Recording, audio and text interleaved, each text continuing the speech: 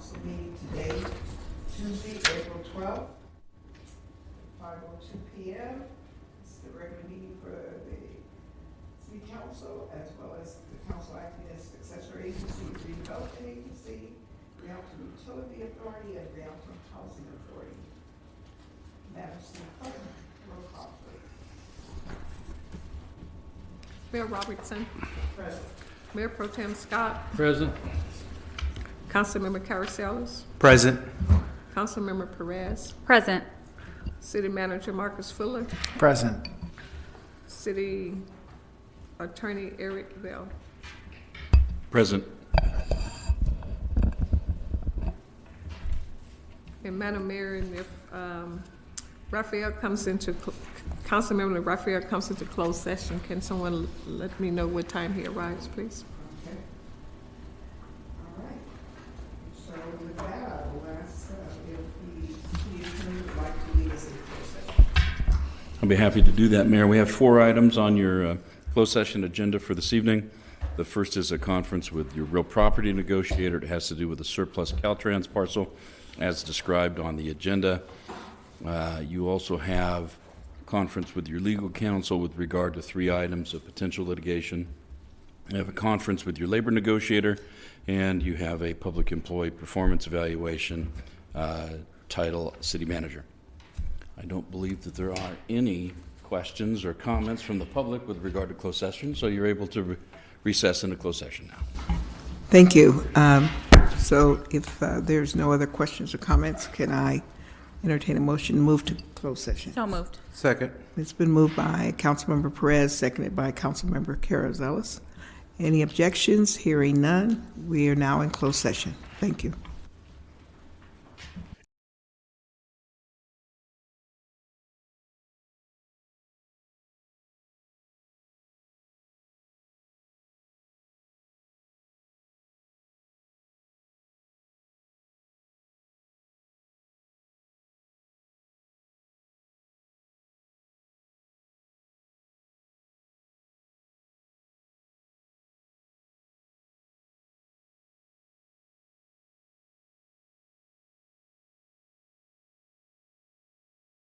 It's brought a lot of good things, but it's brought a lot of crime, that I guess people don't really see. I'm on the Nextdoor app, and I'm looking, and I'm saying, wow, there's another doorbell app with somebody, trying somebody's car doors to jiggle them and see what they can get. So I'm just not for it. That's all I got to say. Next speaker we have is Joaquin Castillo.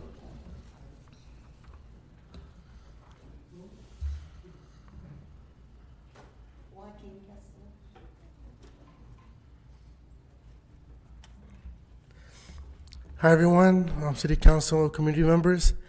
My name is Joaquin Castillejos. I'm a community organizer with Center for Community Action and Environmental Justice, and I'm a resident of Bloomington.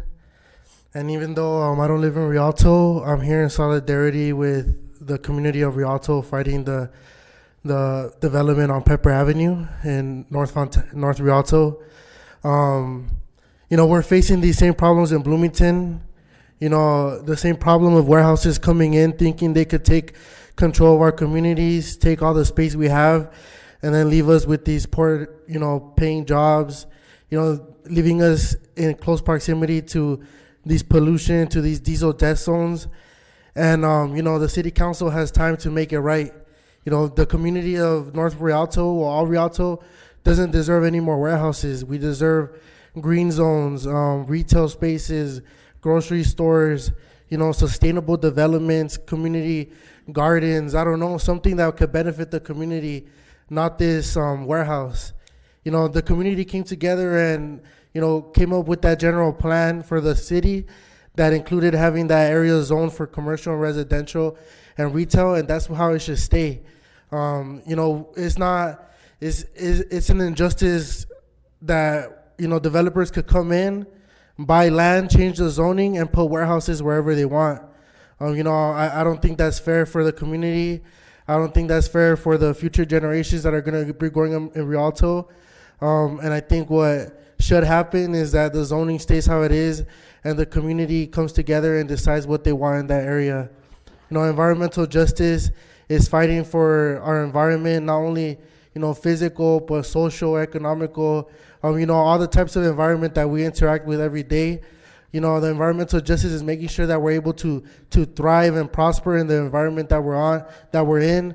And it's obvious, from all the comments we've heard that, the community is not going to thrive and prosper living next to a warehouse, having their parks that their children go being next to a warehouse. The city of Rialto could do better. And I feel like this area is a prime area to put anything else other than a warehouse, something that will benefit the surrounding communities and, benefit them for years and years to come. We are in a time we are in an era where climate change is going to become a big deal in our lives. And the people who are going to be facing the hardest impacts are going to be the communities of color, minority communities, low-income communities.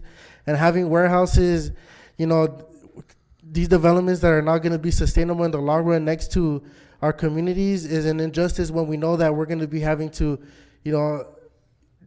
change into a sustainable future in these next 10 to 20 years. So let's think about the future of Rialto. Let's think about the future of our community, of the next generations, and vote against these warehouses when it's coming to our table in these next few months, and make sure that the community gets the justice that they deserve. Thank you.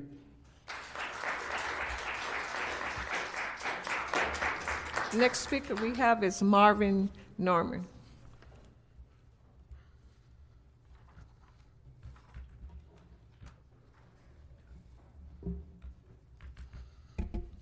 Good evening, Mayor, council members, members of the public. My name is Marvin Norman. I'm the policy specialist with the Center of Community Action and Environmental Justice.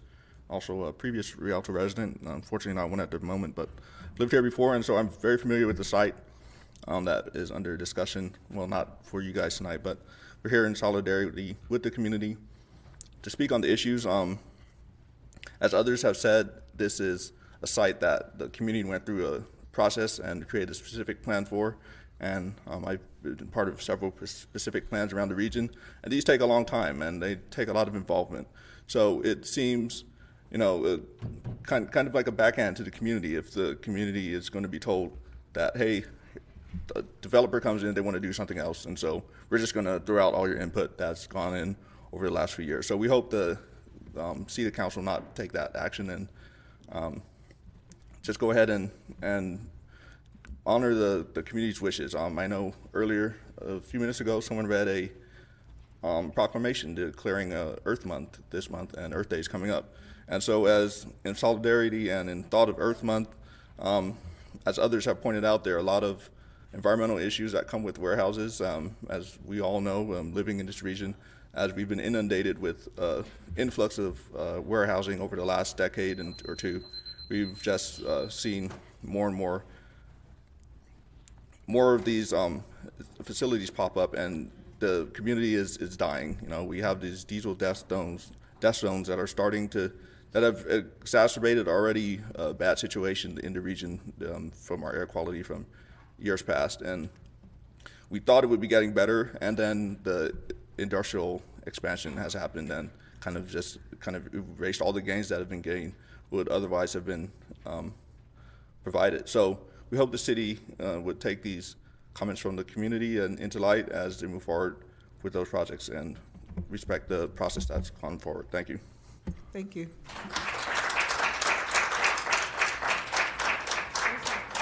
Madam Mayor and Council, those are all the public speakers we have. Everything else is labeled for tabs.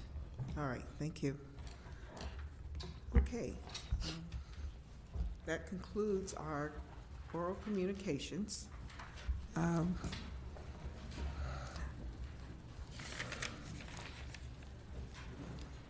And I think we now move to City Council to consider removing or continuing any items on the agenda. Mayor and Council, I would respectfully request to table consent item E2 tonight. Consent item number 2. E2. Okay.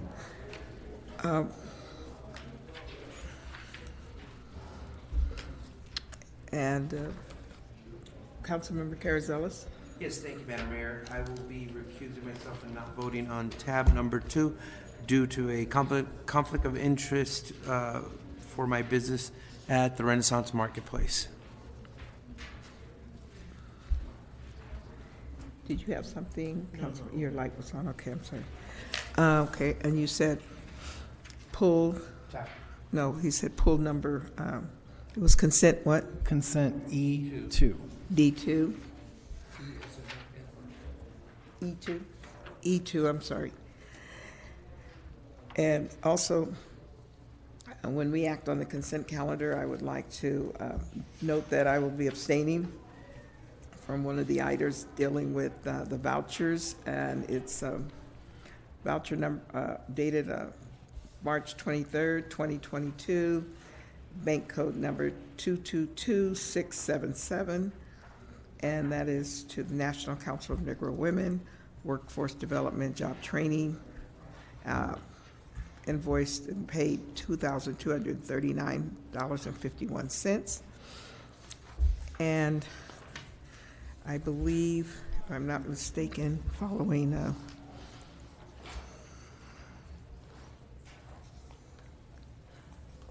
I had one other item that I think, if we adopt the consent calendar, I would just like to make note that on the consent item number E3, that as the council receive and file the treasurer's monthly report for the month ending of February 2022, I would just like to note, and that be noted for future, that it also be included in future audits, because we have just received it in flat filing. Okay. I believe those were the only items that I had recalled. Anybody, if there's nothing else, I'll entertain a motion. So moved. It's been moved by Mayor Second. Pro Tem Scott and seconded by Councilmember Perez. Any objections to moving the consent items? Hearing none, motion carries. And now we'll go into tab number 1. I've got a lot of stuff here. Oh, I'm sorry. Chief, your tab 4. Oh, I'm sorry. Was there something? Yes, I'm sorry. I'm sorry. On the consent item, which Ms. Lupe Camacho wanted to speak on E2, E4, and E6. Oh, E2, E4, and E6. E6, yes. All right. Would you come on up to the podium, please? Thank you. Sorry, we didn't get that.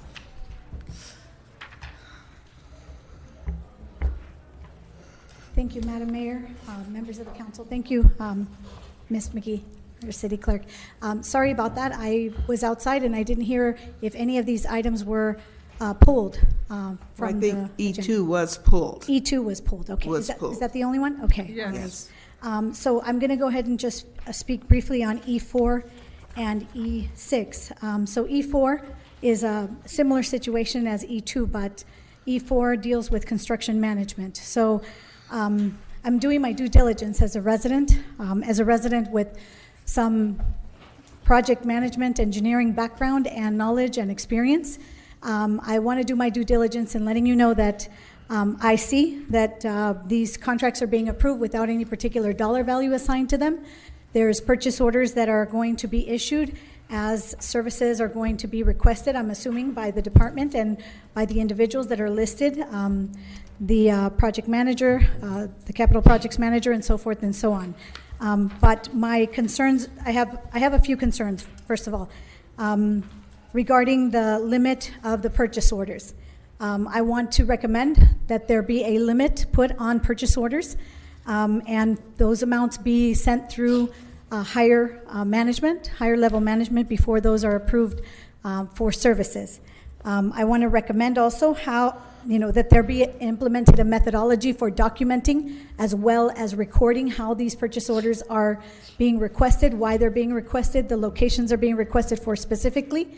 In other words, do a very detailed accounting. And my purpose for requesting this is because I've gone down this road before. I'm a very experienced engineer, and I've been down this road. I've done capital projects for many, many, many years, and we went down this road before in one of the agencies that I worked for, and it didn't turn out well. It does, in theory, sound very nice, very, very nice, like very practical. But in practice, it gets out of hand unless there's real controls at the helm, which means whoever is in charge of these funds that are going to be pulled kind of randomly and from various different, be awarded to various different companies and consultants and contractors, it gets out of hand extremely quickly. I am sort of just giving you the red flag right here, giving you the warning ahead of time so that hopefully you can recommend to the city manager to make sure that there's some real checks and balances put in place and that some documentation is put in place, because I will be looking into it. I will be pulling records and looking into how these are being managed and who's managing them and who's authorizing them. Again, there has been tremendous failure with this format of issuing purchase orders on these kinds of services in the past, not only by myself, but by experienced engineers above me who recommended against it as well. And I thought I could manage it, and it gets out of hand very quickly. I see there's many consultant firms here, as well as 3 or 4 individuals that are involved in overseeing this. Please just request from the city manager some real controls, some real dedicated documentation so that that information is made available to the residents and everything is clear and concise and there's no questions about the money bleeding out in any particular way, as we have known has happened before. So again, that's my reason for speaking on both E2 and E4, but again, E2 and E4 have the same format, so I'm giving you sort of a heads up. I will be checking those very, very closely. On E6, the only thing that I had on E6 was I just had a question about which department will be processing those disbursements to Rialto Unified School District. If it's going to be if it's going to go through our typical, what's it called, our payroll, is it going to go through business services, is it going to go through which department?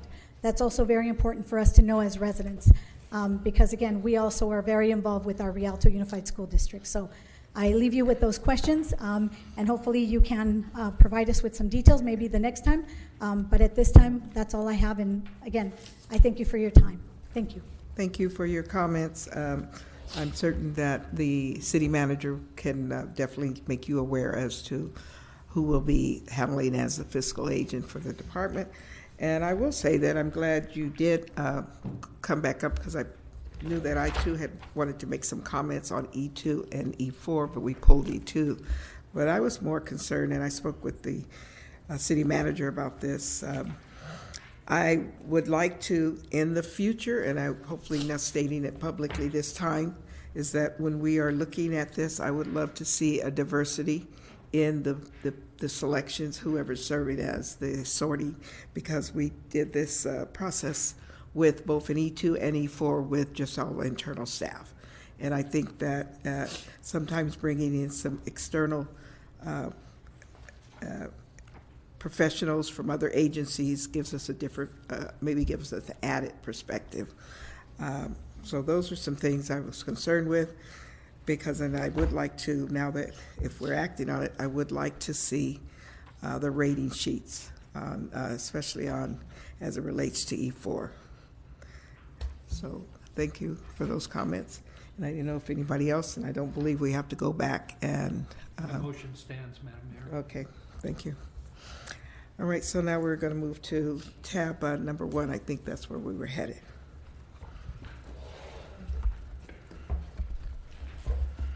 Good evening, Madam Mayor, Mayor Pro Tem, City Council. At the last City Council meeting, the City Council passed a resolution which required that all noticed properties be cleared of weeds and debris no later than March 1st for the 2022 Spring Weed Abatement Program and October 1st for the Fall Weed Abatement Program.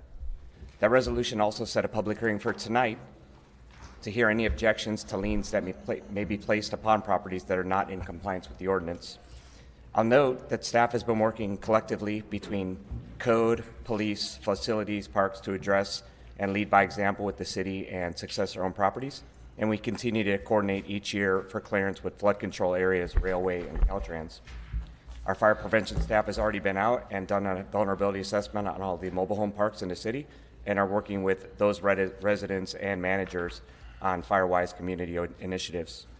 So with that, staff would recommend that the City Council conduct the public hearing tonight, and upon its conclusion, direct staff to proceed with the 2022 weed abatement program.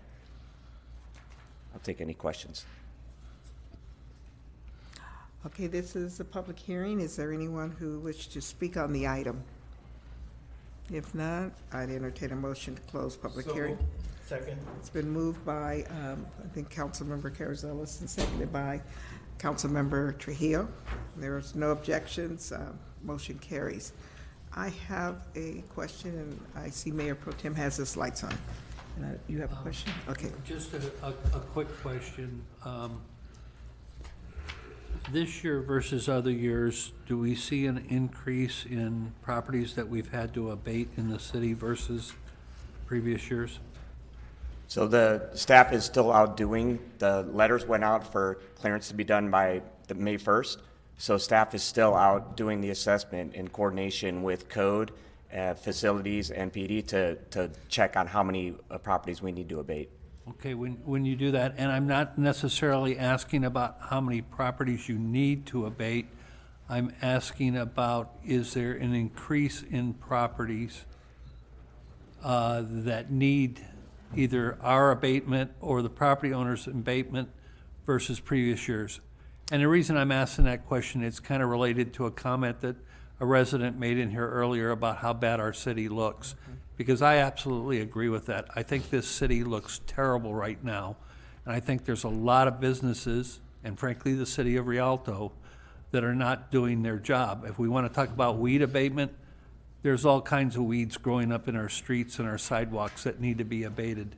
Additionally, businesses are not taking care of their property. So I kind of like to have your assessment when you bring back the report as to if there's a increase in that. And then, Mr. Fuller, I think I'd like to see a proposal on how we're going to start dealing with that.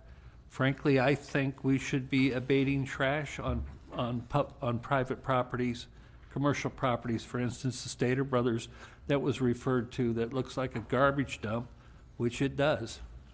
And if we have to go clean it up, then we need to lien that property and get people to start complying with requirements and clean up their properties.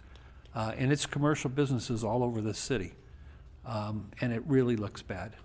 I agree. Thank you. We'll get you that report. Councilmember Trujillo.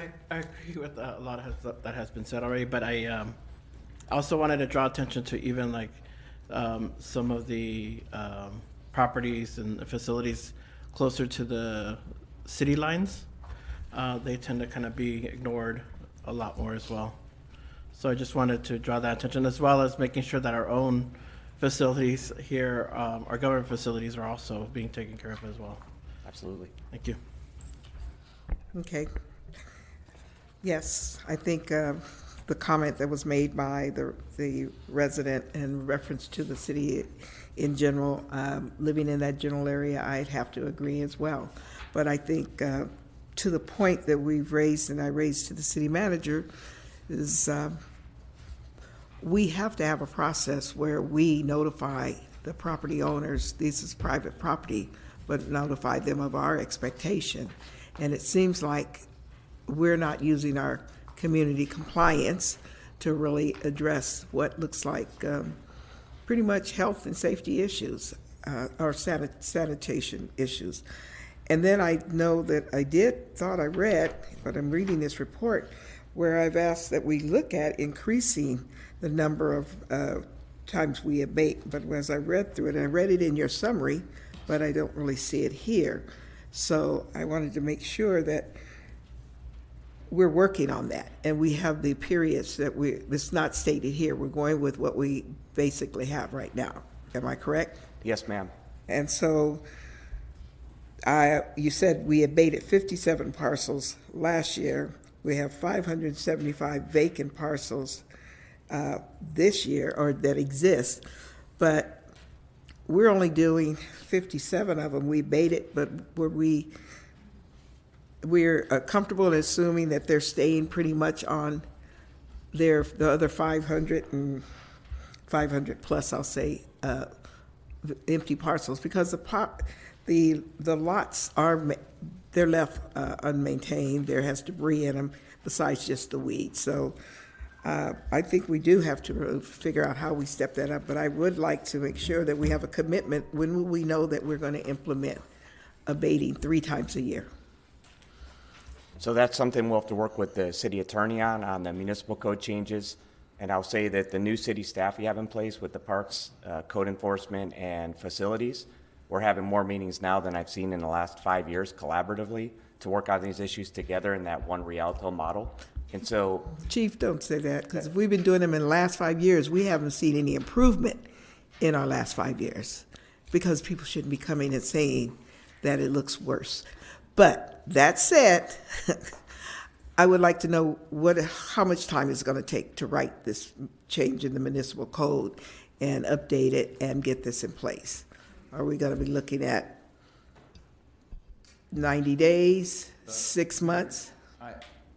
I don't think it's a change to the municipal code. State law only allows us twice per year to put liens on property with regard to weed abatement. So we can go check and double check that we can do it 3 or 4 times. I believe it's only 2. It doesn't take long to draft the changes to the municipal code. Okay. I'll look at it, and if we can do it. Is that a have an minimum of ordinance 2, for or is it an exact 2? What's that?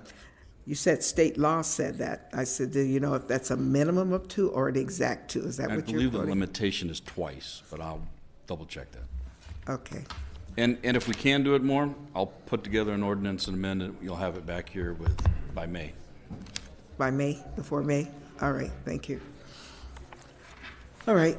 And then the other question I had was, out of all this effort, how much did we collect with the 57 parcels that were abated by us?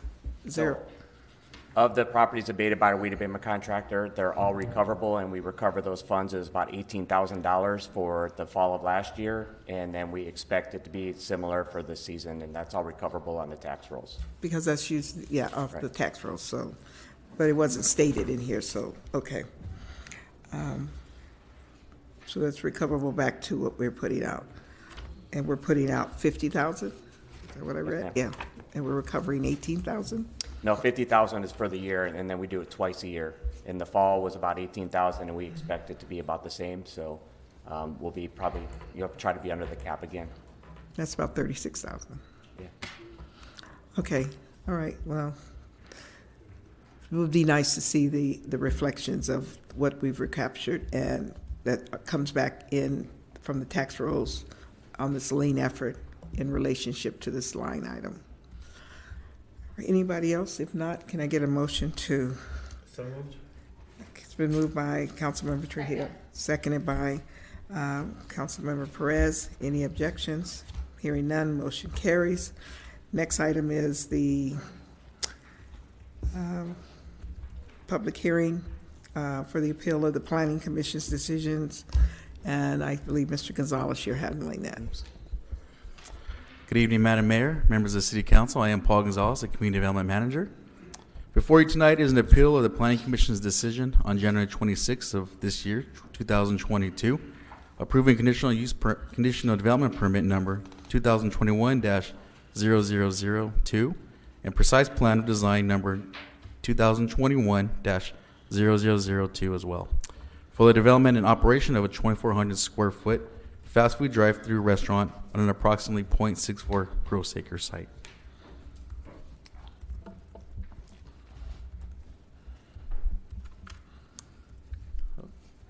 Is there something? There we go. What are you- Okay, yeah, there it is. Are you working on something, or, oh, there you go, okay, I'm like, I know, but he's back here, nothing's come up there, that's why I was sitting there going, is he working on something? Apologize for that. Okay.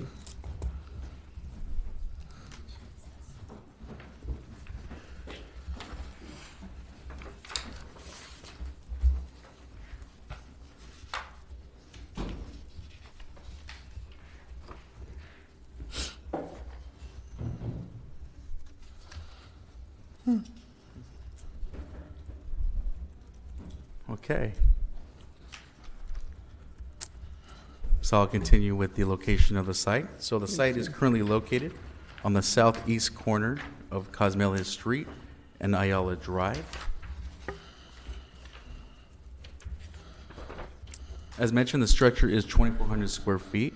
It has a proposed drive-through that was approved by the Planning Commission on January the 26th of this year. Here's a layout of the proposed site that was approved.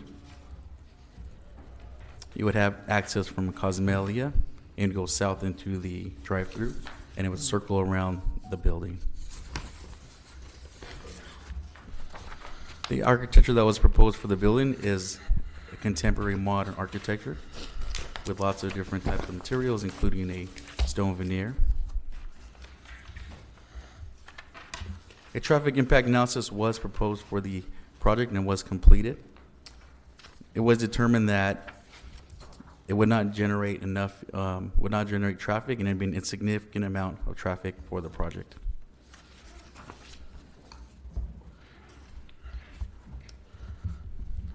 Wanted to give a little bit of background on the appeal. So on February the 4th of this year, Mr. Sharif Awad submitted an appeal to the Planning Commission's decision on the 26th. And basically the appeal was that there was not proper noticing. So to give you a little bit more background, the project was before the Planning Commission on the January 12th Planning Commission meeting. The Commission continued the item to the January 26th meeting, where the Planning Commission reconsidered the project and approved it 4-0. The recommendation of staff is to uphold the Planning Commission's decision and deny the appeal. Staff and the applicant are available to answer any questions. All right, well, this is a public hearing, and before I go any further, I'll ask the city clerk, was there anyone who wanted to speak on this item? Yes, we have several. Ms. Lupe Camacho.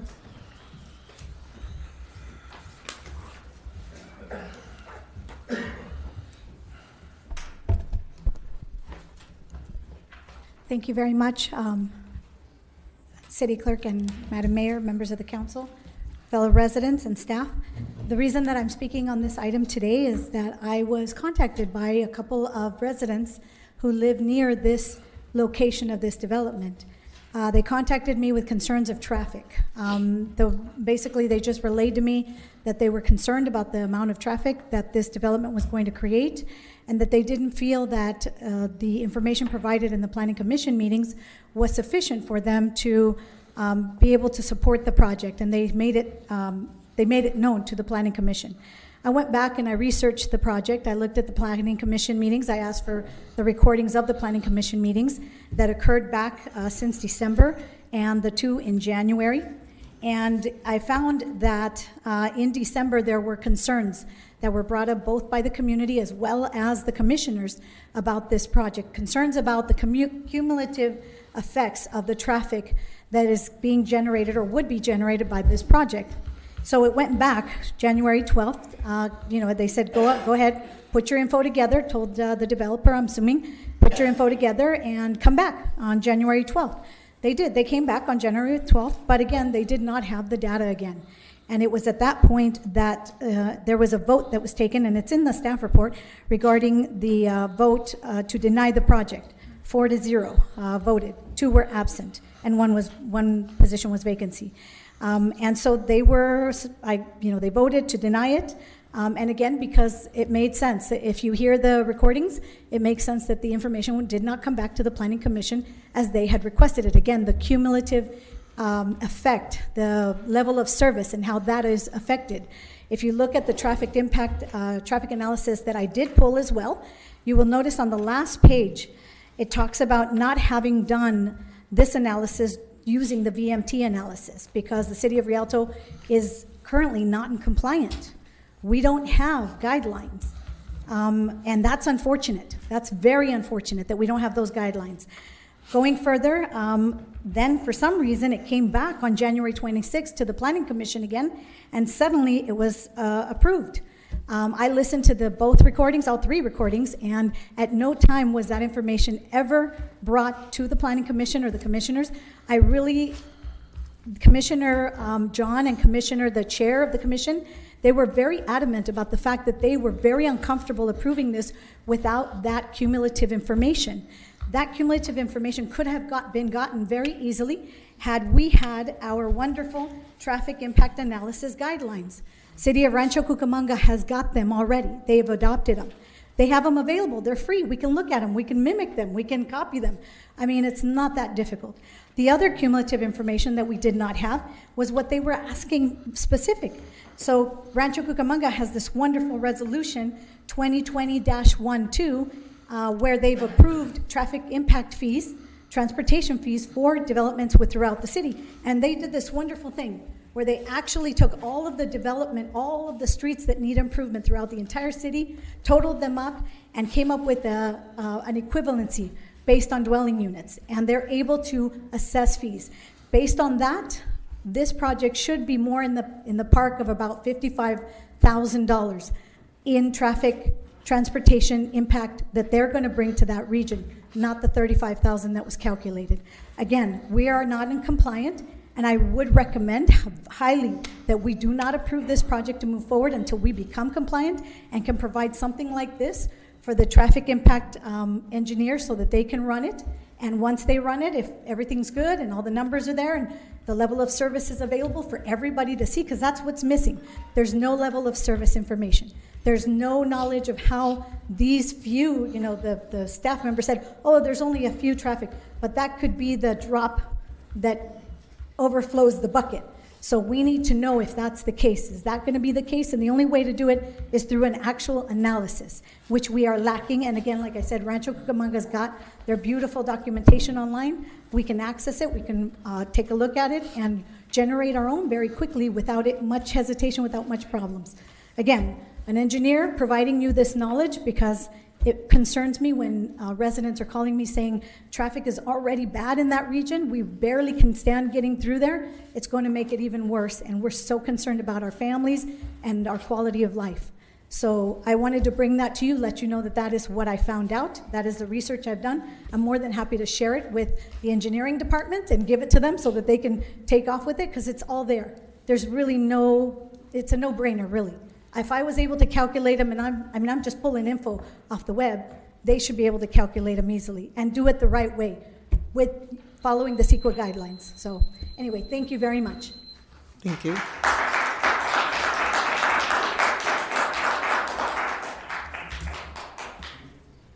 The next person we have is Anna Gonzalez.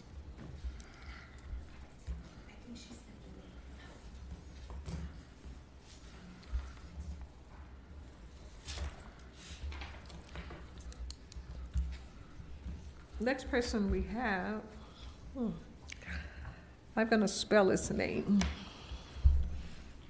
I think I'm going to spell his name. Balek. Is it a B-I-L-A-L?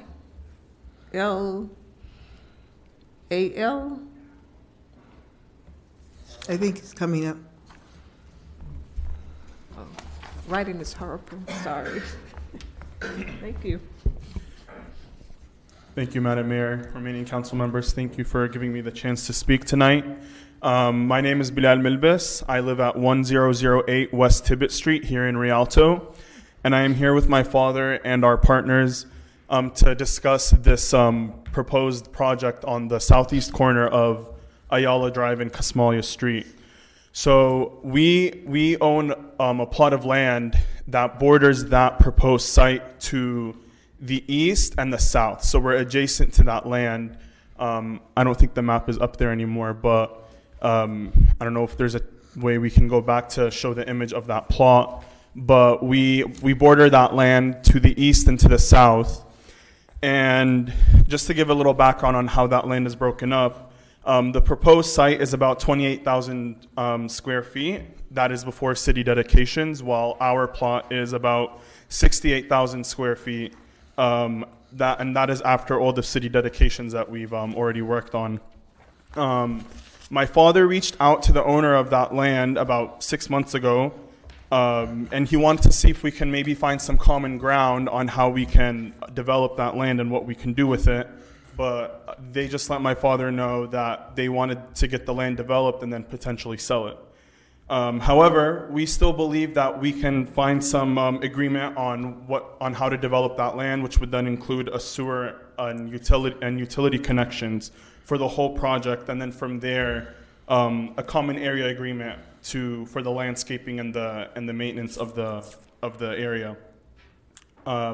So we come to you tonight with two main concerns about this project. The first being that there aren't any users for this plot yet, so there isn't necessarily a timeline on when this plot would be developed.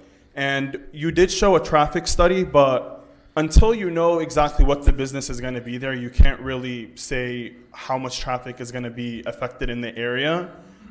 So I don't think that traffic study that was shown is very reliable. So we really don't know how this project is going to affect traffic in the area. Another concern that we have is that since we don't own the corner of that plot, where the site is being proposed, where the project is being proposed, excuse me, there are certain changes that need to be made at that corner that we cannot make, such as widening the streets or relocating the signals once the street is widened, or even moving the utility pole once that street is widened. And we honestly believe that without these minimum improvements to that corner of Ayala Drive and Kismalia Street, this could really jeopardize our ability to further develop that land. So we just wanted to bring that to your attention, and we are currently working on a plan to submit to the city about what we hope to do with that land. And just thank you for your time and for giving me the opportunity to speak. Thank you. Thank you. Next speaker we have is Shari Awad.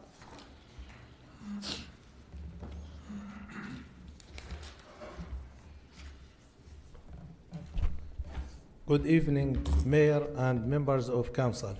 My name is Sharif Awad, and I own the property adjacent to the project. I would like to raise a few concerns with this project.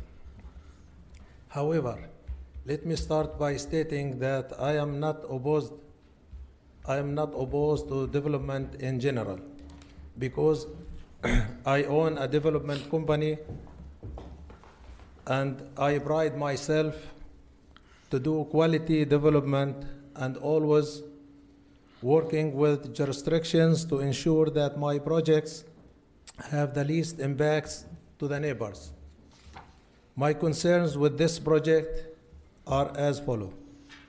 First, the size of the project is not big enough to accommodate the use. Second, we have learned over the last 2 years that city requirements for drive-through stacking of vehicles is not enough. My concern that cars will be queuing into the street, creating a health and safety issues because of the traffic, as well as impeding access to our property. Third, deliveries to drive-through restaurants are with semi-trucks, and the site is not big enough to accommodate the truck circulation. Fourth, due to traffic issues, a SICA exemptions is not adequate for this project, and we have not implemented any new vehicle miles traveled threshold of significant for purpose of analyzing transportation impacts under the new SICA guideline of 2018. So I'm hoping my appeal can be considered in this project. Thank you so much. Okay.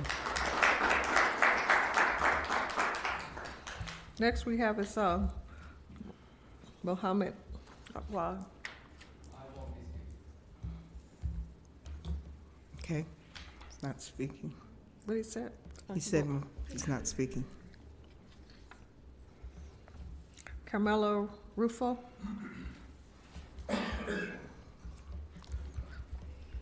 Hello, my name is Carmelo. Thank you for the opportunity to allow me to speak tonight. I'm a homeowner at 987 West Tibbet Street, so I am just east and south of the Cosmalia and Ayala interchange. We're right on the corner. where this development is going to be constructed. Well, one of my first concerns is exactly what Sharif was saying, exactly what his son was saying, with at least the bare minimum of Cosmalia being widened, the practicability of having traffic go through for a drive-through and have them backstacking. We don't even know what's going to go there. And the problem concerning that is, God forbid it's something that's very, very popular, because it's going to stack right back out into the street, making it impossible to get through if you want to go east of Ayala, if you want to go east farther down on Cosmalia. This will cause a big problem because people will then start to go on the opposite side of the street, the Cosmalia Street heading west. People will start to go over there just so they can get home after work. And the problem with that is that because I live there, I've lived there for 4 years now with my wife, I see how people travel down this road. They travel a little bit quick, a little bit fast sometimes, because there's a large gap between the street before this and then hitting the corner of Cosmalia and Ayala. There's definitely going to be traffic problems. There's definitely going to be accidents. That's without a doubt. And it's a huge inconvenience to everybody who's living over in my area. The last time I remember, there was a meeting on Zoom online approximately 2.5 months ago. And then it was voted against. It was voted against 4-0, I believe. And they said, okay, well, we're going to chair this until the next meeting. And there was no other meeting. There was nothing. And it gives the appearance that the city wants the public of the area that's going to be concerned with this to be involved. But it doesn't seem like there's any real concern for the people that live there. It doesn't appear that way. And that's one of the biggest problems also, is that we're being told one thing, heard it on Zoom, heard it from the council meeting, but it's not being relayed to us, the people who actually live there, who this is going to impact. There's already a fast food restaurant right across the street, right on the other side of Ayala. Gas station, new drive-through. And like it was mentioned before, without even knowing what's going to be there, this could be a huge, huge mess on that corner, considering how small the lot is allotted for this construction. And that's about all I have to say. Thank you for letting me speak. Thank you. Juan?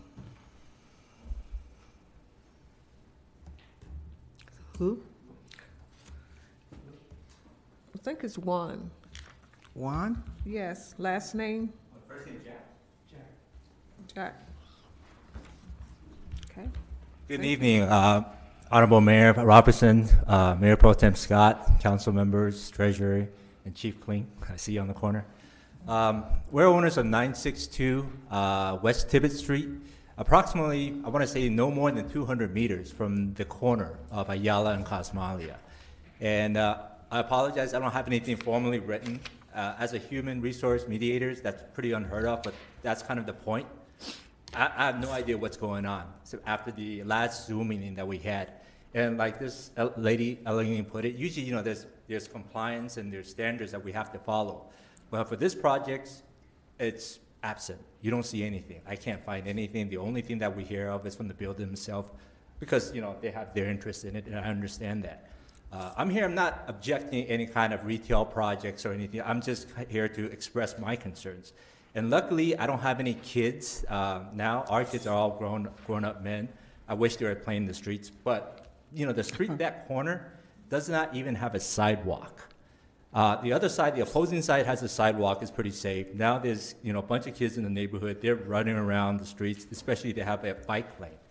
I encourage you to all take a drive on that street. It has a bike lane, and that's it. There's no sidewalk. And I walk up and down the street all the time at night, being kind of like a patrolman, garbage picker, because since McDonald's and the 76 station that came about a year ago, trash is just, it's unbelievable. And, we had major issues with, homeless people coming in, dumping stuff. They get free stuff at McDonald's, like a cup, and they throw it, and I'm picking it up all day long, which I don't mind. But I do encourage you to go on that street, because that street, that corner, there's not even a sidewalk.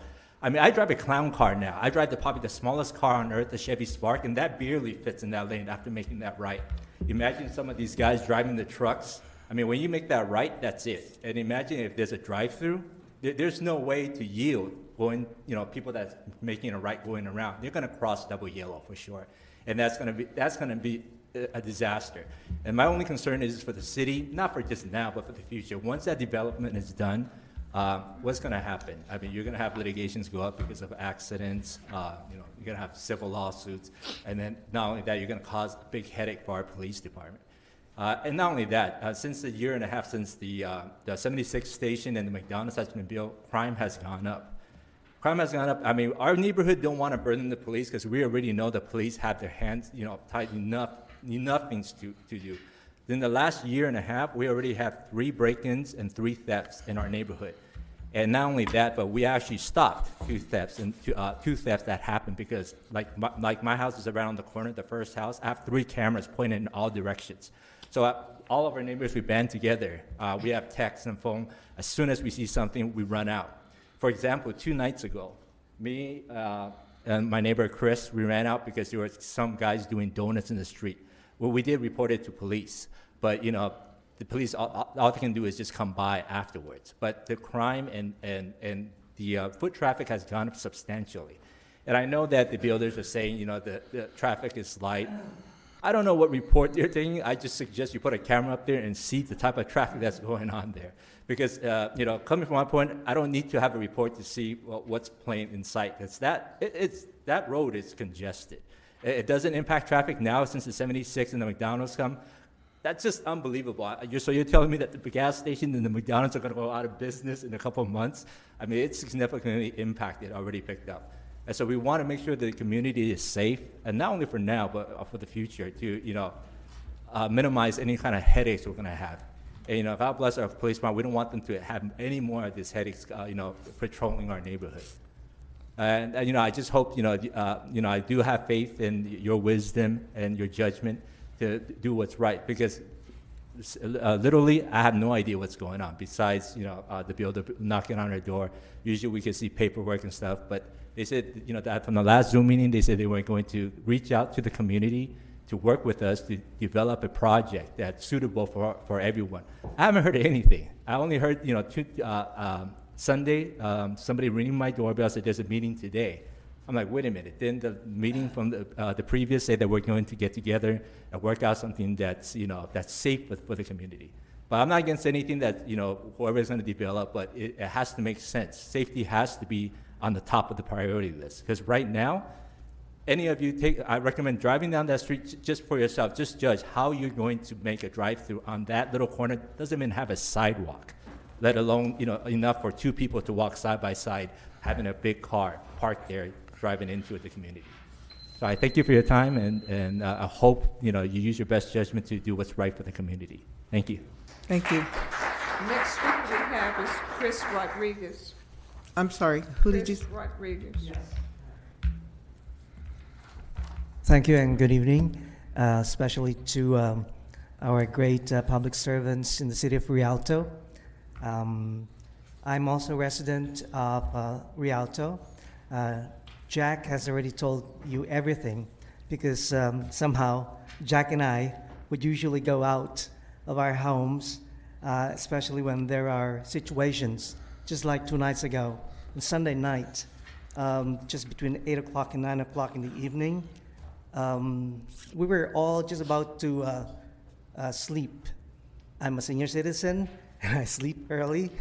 And at about that same time, there was this screeching, really loud noise, screeching tires of a pickup truck. We went outside, and we actually flashed our flashlights.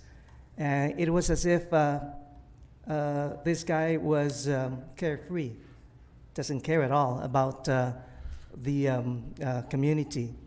We pride ourselves in living in Rialto.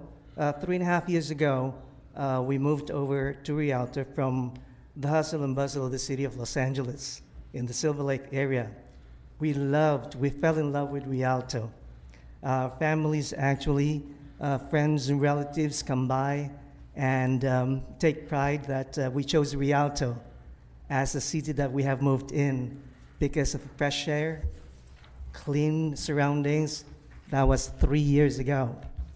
But quite recently, because of the commercialism that came about on the other side, where McDonald's and the gas station and other commercial establishments sprouted up. Well, the ones clean streets, especially right in the corner of Beechwood and Casmalia, trashy.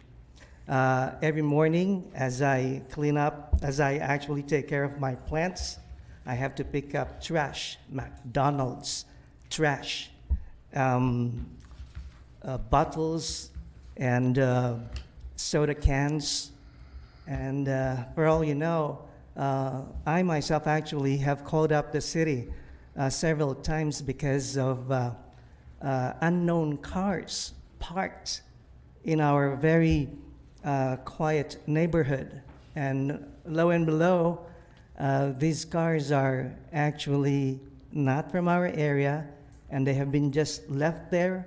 And it was the gracious goodness of Jack and myself to call up the city and say, hey, please stow this away, because there are so many kids biking, running, playing, afternoons, early mornings, and even early evenings. But nowadays, we always tell the kids, be very careful, because if you run around and you hear these screeching sounds, go back in, go home, because it might not be very safe for these little kids. I'm pretty sure you guys have kids yourself, you have families, but all you have to do is take a moment, breathe in, breathe out, and say, what if my kids were there?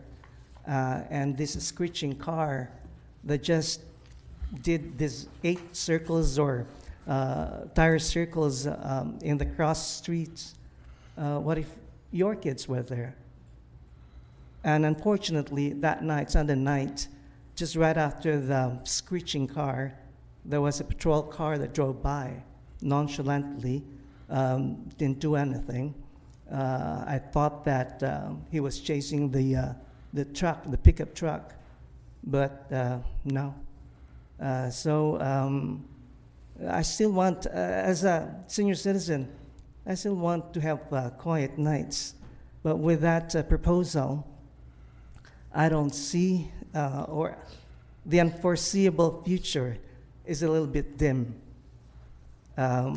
As what we've mentioned earlier, there will be standing cars idling their mufflers, giving us poisonous carbon monoxide. And where is this fresh air that I've came to know 3 years ago? I don't think that will be there at all in the next few years or so with this proposal. So please, by the gracious decisions of the Planning Committee, please hear us. Thank you.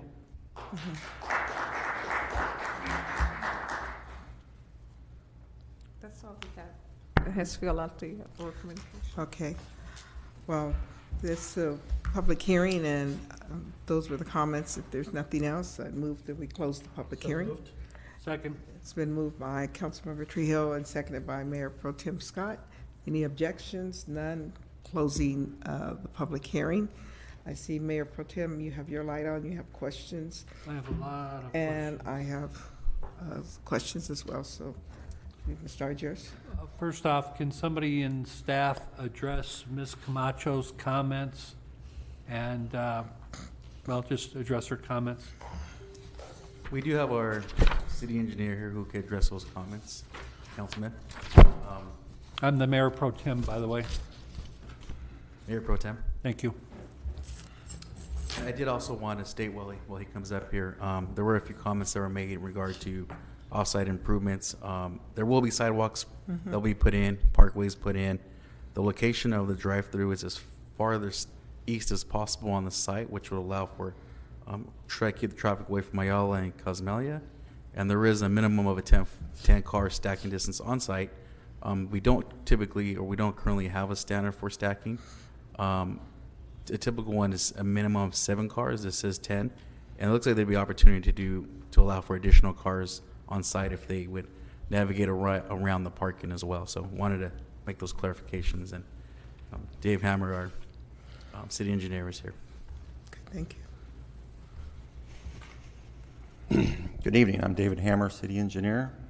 Regarding her comments, start with the requirement for a traffic impact analysis. So we do have established policies on when traffic impact analyses are required for development. Those are council approved policies. This project did a trip generation study to determine approximately how many trips would be expected to be attracted to this particular site. And that trip generation studies follows standard procedures using standard manuals and generation rates that have been well established. This particular project fell below that threshold, so it was not required to do a full traffic impact analysis, which typically would include a level of service analysis, most likely for that intersection there at Cosmalia and Ayala. That particular intersection has been studied, by the way, by multiple other projects. So I think we have a pretty good handle on that level of service of that particular intersection. But again, this particular project fell below the threshold to study that. The second comment, I think, was in regards to, I think she was referring to our development impact fee program. Many cities have these types of programs. Formal nexus studies are prepared to determine at full build out how much traffic would be generated over the years, and then distributes those costs in terms of widening roads and improving intersections and putting traffic signals, what those costs would be, and then assesses a fee to developers to pay those fees so that those upgrades can be made over time. We do have a development impact fee program here ourselves. It may not model exactly Rancho Cucamonga, but it's similar in process and thought. Additionally, we do charge fair share fees when it's appropriate. I don't recall if this particular project had a fair share fee due or not. We also have other development impact fees. For instance, we have a median development impact fee. It's not huge, but we have it, and some cities don't. They include that in their normal traffic impact fee. We have a separate median fee. The Renaissance Pacific Plan has its own development impact fee as well, by the way, for circulation. So it'd be impossible for me to compare the totals of our fees and what it would be if this project was in another city, but it is a pretty thorough analysis, and that's something that this project would have to abide by. Thank you, Mayor Protem. If I might add, we shouldn't forget that the entire Renaissance Pacific Plan already did a thorough traffic impact analysis report, which was part of the environmental impact report that was approved by this council, and it established all the mitigation measures, including for traffic. And there is, as he mentioned, a special traffic mitigation fee for projects built in the Renaissance Pacific Plan. And this project being consistent with the zoning, which is freeway incubator, it contemplated uses like a drive-through. So everything was consistent with the prior analyses that was already adopted by the city. Okay, thank you. And just a comment in regards to our fees versus Rancho Cucamonga's fees. We certainly don't want to have the same fees that Rancho Cucamonga has, because if we did, everything we've built in this city would be built over in Rancho Cucamonga and not here. We have to be competitive. It's been difficult to encourage people to come here and build, and it's based on socio-economic formulas, and sometimes you have to be competitive with fees. In regards to the traffic determination that you made, since you don't know, I'm assuming we don't know the use of this property other than it's a fast food type building. It appears to be a spec building.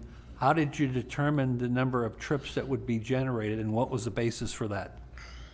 So the trip generations were derived from a common manual used for these studies that is a rather large book that has a lot of thought and background and data collection that went into it to estimate the amount of trips that would be generated by a project like this. Of course, there's lots of variables involved. Well, let me give you one variable. If it was a Starbucks versus a Del Taco, would a Starbucks generate significant more traffic than a Del Taco? I suspect it would, yes. And would this formula that you have here comply with a Starbucks, since we have 3 or 4? I think it's more on the average of these types of facilities, not to hit the peak or the worst case scenario or the best case scenario. But again, this was used for determining whether we should even do a traffic impact analysis. Okay. And my next question is, the site plan that you have, that we're looking at, is a little bit confusing. So I want to make sure that, and if we could pull that up, there are going to be sidewalks in front of this business, correct? Yes, there will be. Okay, so they'll have to build full sidewalks. And is there a widening of Casmelia? Because currently, it looks like there's 3 lanes in the westbound direction and 1 lane in the eastbound direction. So what does that change to with the widening? So the widening will occur on the frontage of the property. That widening will be consistent with other development that's occurred east of this site. So I believe there's, as you know, there's a vacant piece of land immediately east of this site. But east of that, there's other housing tracts that have been developed. That curb is on the south side of the street is 36 feet south of the center line, which is dictated by the Renaissance specific plan. This project will abide by that same requirement, 36. And does that allow for 2 lanes? Unfortunately, I don't believe it will. The issue is not the south side of the street. It'll be widened to its ultimate. It's the north side of the street that would require future widening. How would you anticipate widening the north side of the street? Well, that is residential. That would be a challenge for sure. That's not going to happen anytime soon, but they are abiding by the requirements of the specific plan.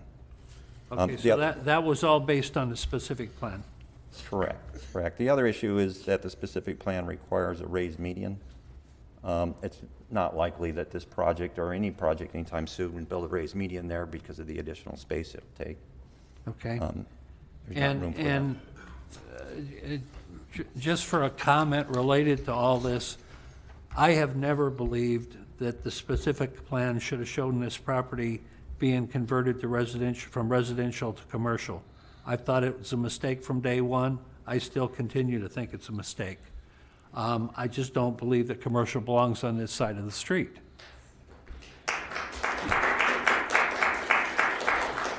Having said that, though, Mr. Sharif proposes a commercial entity directly next door to this.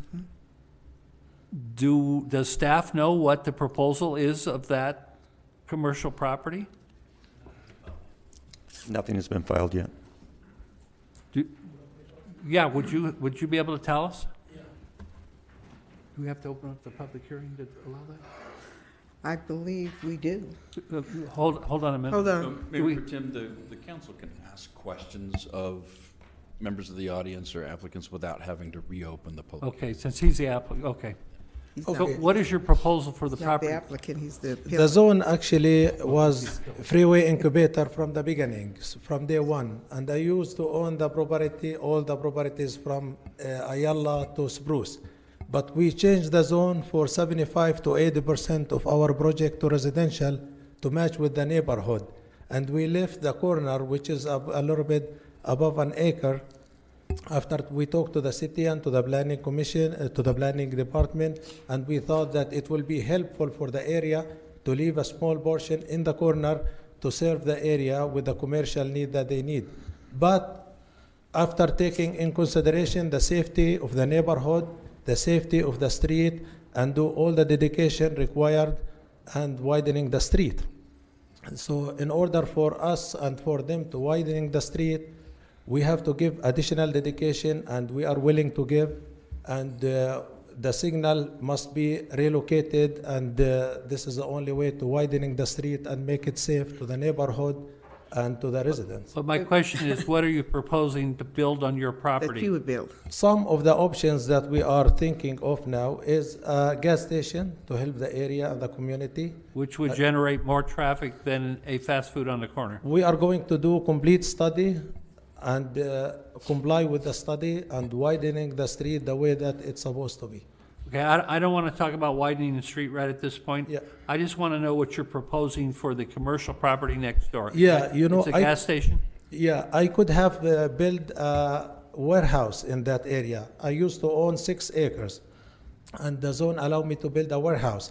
But I know how difficult it will be for the neighborhood. I don't think we're going to allow you to build a warehouse there. You know, I changed the zone. If you go back to 2014 and 2015, you will see that I filed a zone change, and I am the only one who changed the zone.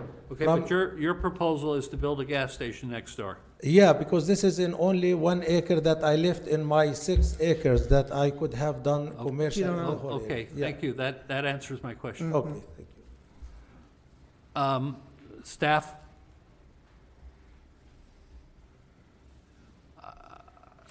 I have some concerns, and I've been out here and looked at this property, but I need, and I don't know if you can do this, but I would like to know, there's a house that's next door to all these properties that sticks out in the middle of the road. Why, during the development of all this, wasn't that pulled back and evened out with the rest of it? And then additionally, is there absolutely no way to widen the road here into 2 lanes? In regard to the question, Mayor Pro Tem, about the widening, I would want to defer that to Dave Hammer, our city engineer. In regard to the parcel that's sticking out, whenever they develop the property, city engineering typically requires them to dedicate that property. So whenever they develop that land, they will do so. But there's a house on it. They're not going to develop that land. So it is possible to go out and negotiate with a property owner to maybe take a portion of that property along the frontage to complete the street. And do you know if that was ever done? Not sure. Do we know why it was never done? We could look into that for you, Mayor Pro Tem.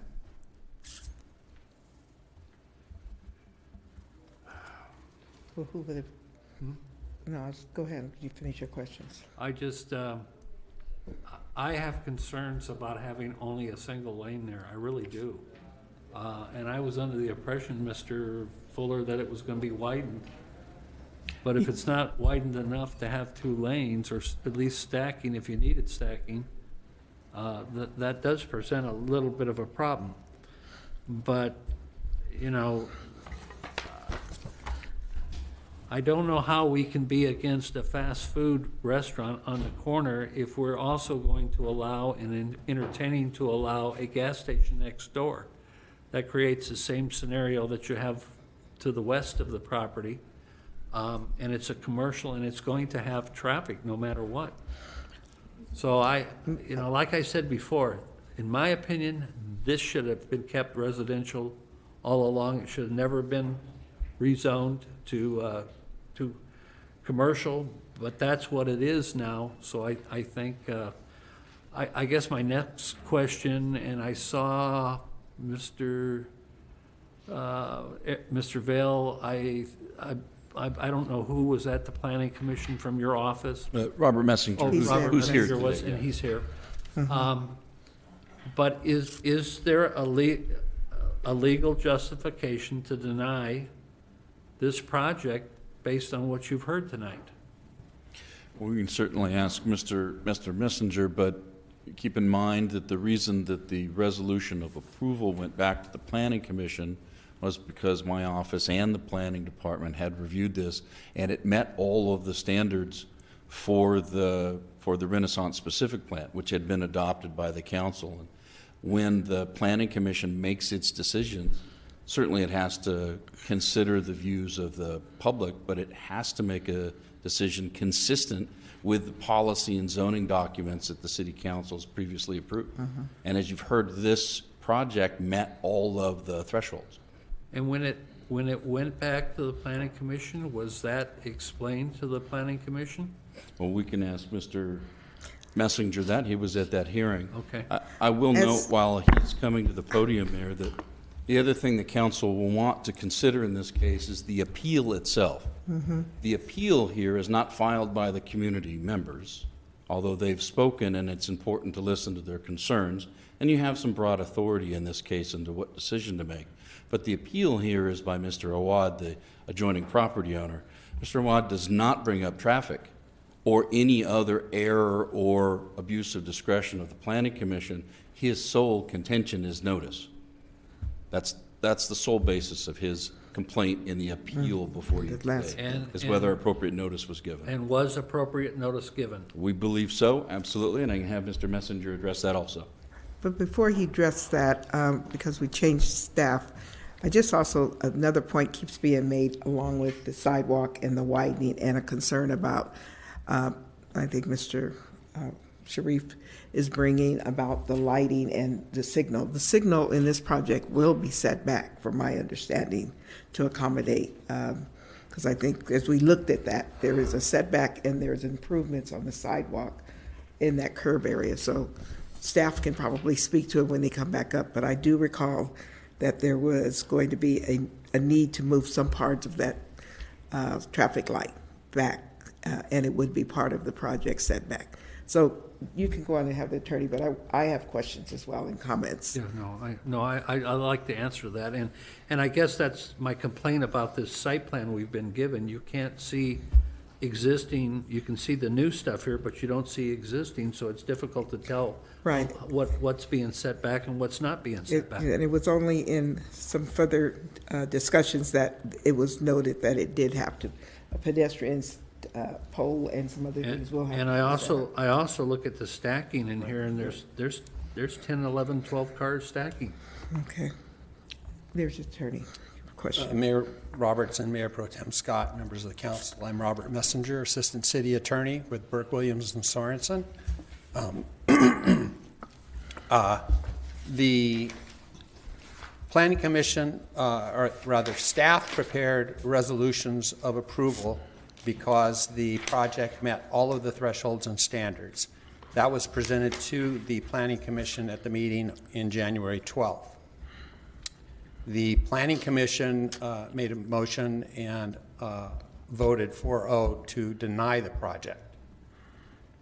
At that time, I requested that the Planning Commission have us bring back a resolution with findings of denial for final action, and the chairman granted that. The meeting on January 12th was noticed as a public hearing. The public had an opportunity to speak, the appellant, or rather the applicant, and the public hearing was closed. So the subsequent meeting at which the resolution was to be brought back did not require public hearing notice. It required only Brown Act notice 72 hours prior to the meeting, which occurred. At the meeting, rather than adopt a resolution denying the project, one of the planning commissioners made a motion to reconsider, and subsequently the commission voted 4-0 to approve the project. And can you tell me what their reasoning was for denying it in the very beginning? The comments that were made by the commissioners that had concerns related to traffic. And is that a justifiable reason to deny the project?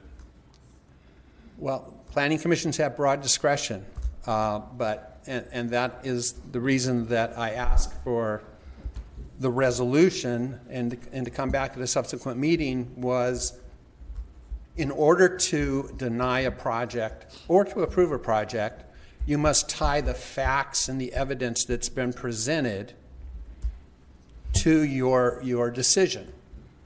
That's the findings that are made when you approve a project. My concern was that there was inadequate evidence presented at that meeting for a denial. Okay. And that was the reasoning behind my request that we bring back And the item. if this project was denied for traffic, then wouldn't it be logical that the property to the west of it would also be denied for traffic, especially if it had bigger traffic impacts than this property? Or traffic That would be count? a supposition. I would want to Well- rely on the evidence that's presented in connection with that project, but certainly it follows logically that that would occur. Okay, thank you. And I'm wondering if Daniel Rosa may be able to answer a question for me. Were you involved when the specific plan was done on this property? During the process of the specific plan for the Renaissance, were you involved in that? No. Are you referring to the specific plan or the amendment that Mr. Sharif? No, I'm referring to the original specific plan that changed this from residential to commercial. Yeah, I believe I was part of staff, but I was not involved in the project. Okay, so do you, I assume you haven't researched, or do you know if any of the residents objected to the rezoning of this property from residential to commercial? Yeah, I wouldn't know that. I could do some looking into it for you. Okay, I'd like to know that. Okay. Yeah, we can find out what meeting that went to and find the minutes or grab the public comments. All right. Okay, well, I That's it. believe Councilmember Perez had some questions. You can Yes. go, and then I have my question. Thank you, Madam Mayor. So my concern is also the widening of the street. I'm not sure if in the traffic analysis, they also took into consideration the school that is right around the corner, because a lot of folks do take that street as opposed to the street that the school is located to avoid the traffic there. So it has the two ways, in and out. So I'm not sure if that was also taken into consideration, because that without the proper widening of that street, that does pose also an issue with the school children in the mornings and the afternoons.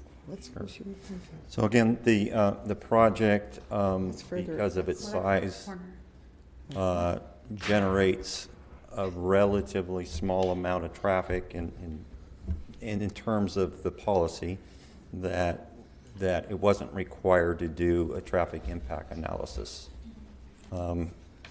That's done on purpose so that small projects aren't burdened with the same type of analysis a medium or larger project would do. So that was not studied because it didn't meet the threshold of even preparing a study. Thank you.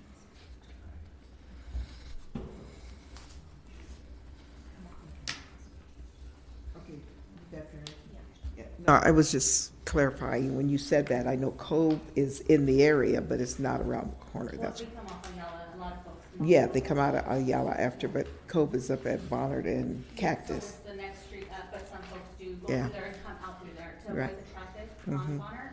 They come around to Ayala.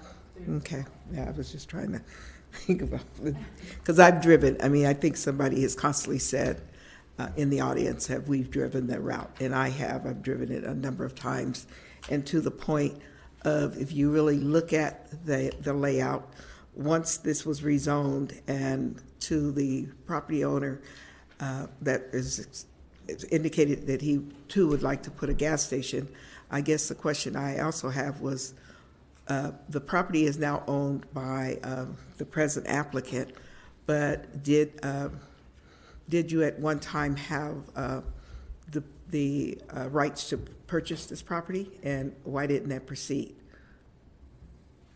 If you don't mind, you're the appellant, so I think I can ask you the question, because you've mentioned that you're appealing notice on this time, but you did bring up the fact that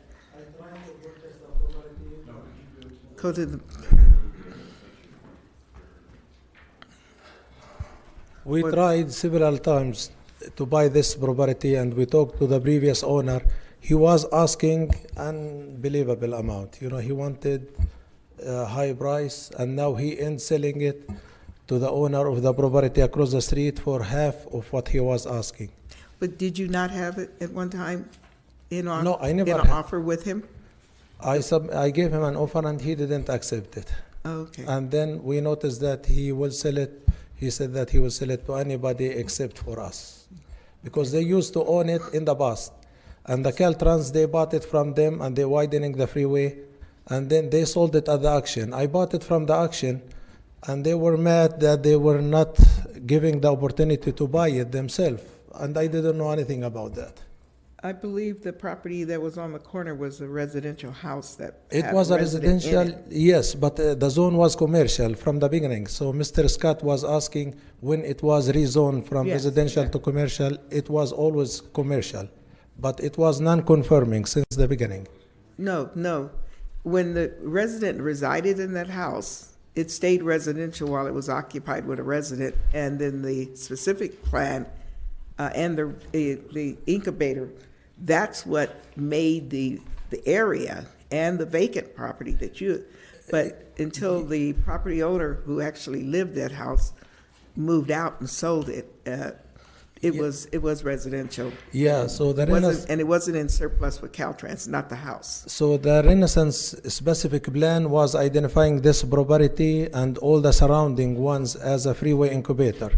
All the property is located between Ayala and Spruce and south of Casmalia. And we used to own them all. And we changed the zone on all of them to residential to match with the surrounding area, and we just left the corner that we are talking about. Yes, you left it as a commercial incubator node, and you changed it and brought in residential, because you do own the and residential. we built houses on the others, and we brought a new residents to the city.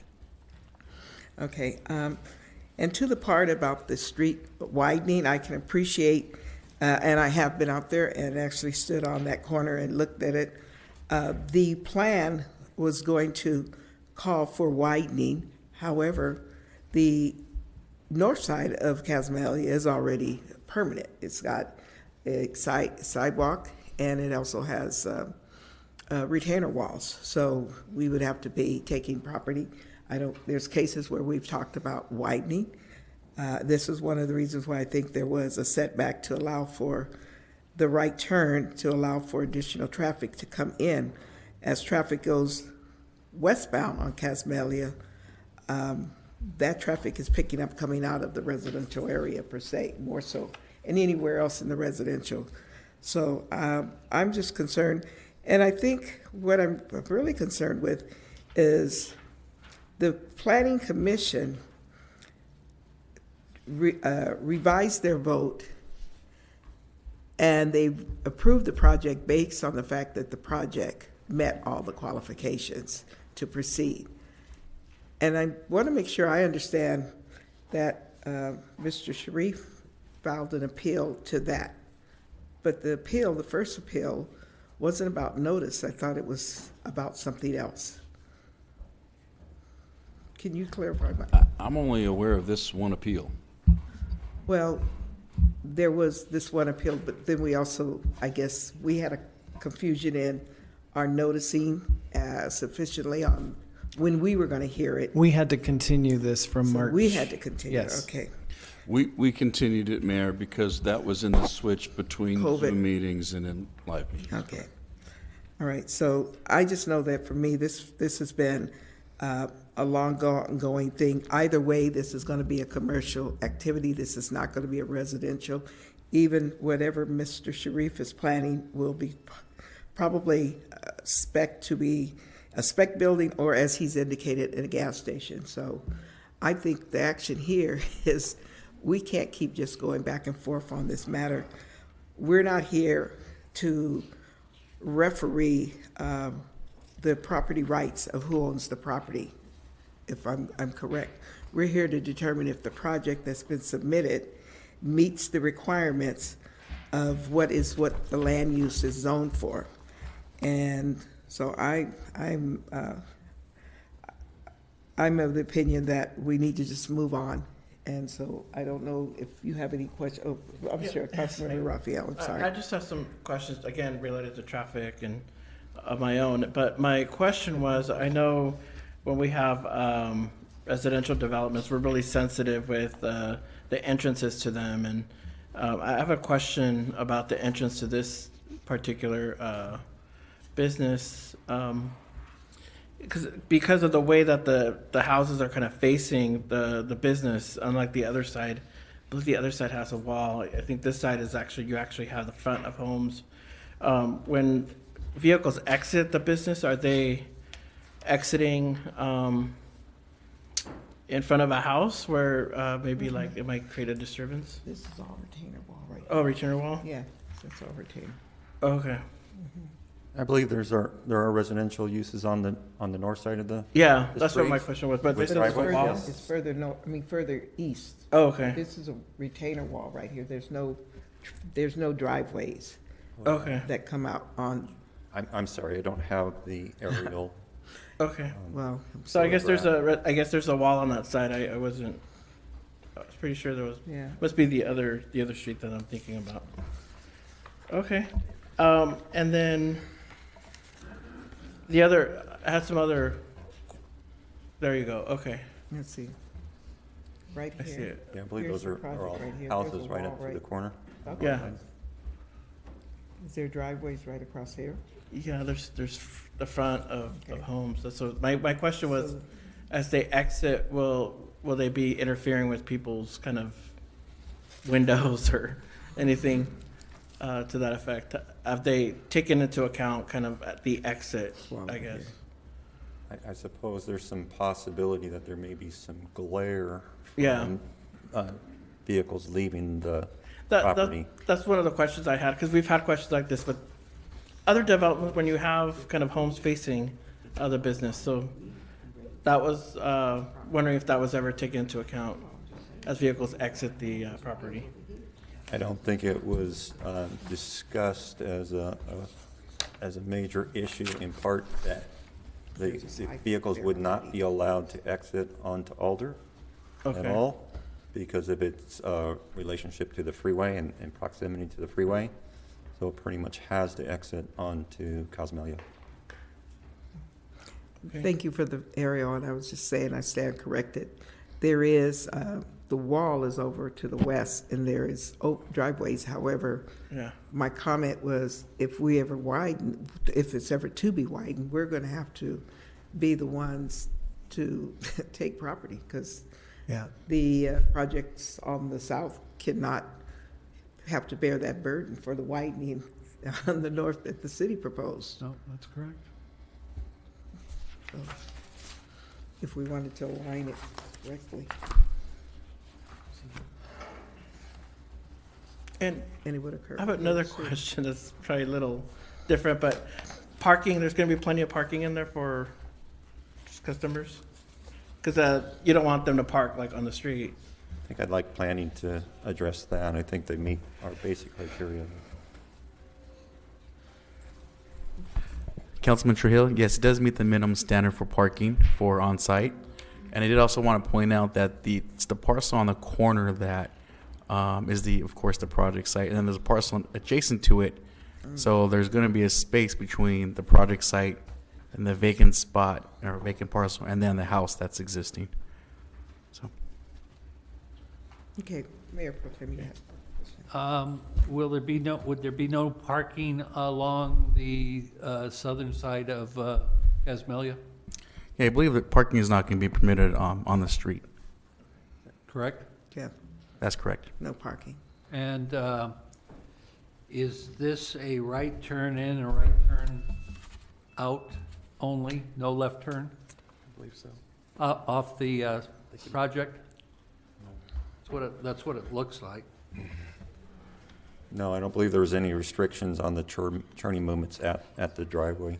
Over here. Mainly because I think outbound vehicles may very well be turning left to get to the freeway in many cases. Why does the plan show right turn out and right turn in?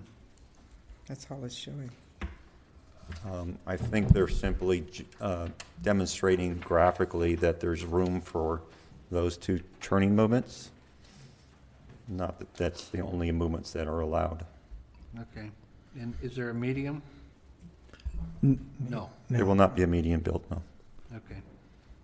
All right, so Mr. Vell, our decision tonight is strictly whether or not to approve or deny the appeal based on notice. That is the subject of the appeal, correct? Okay. Okay. So unfortunately, because I do have some issues with this, but based on the motion that we're required to make, which is strictly a motion on the noticing of this to the Planning Commission, I would make a motion to deny the appeal. I'll second that motion. Would you care for a roll call vote? Yes, please. Okay. Madam City Clerk? Mayor Pro Tem Scott, Aye. Mayor Robertson, Aye. Councilmember Trujillo, Aye. Councilmember Perez. Aye. Okay. Thank you. And Mayor, I know he Carries. stated this on the record earlier, but we should reflect that Councilmember Carrizales did recuse and physically remove himself from the Yes. discussion on this item. All right, thank you. Okay.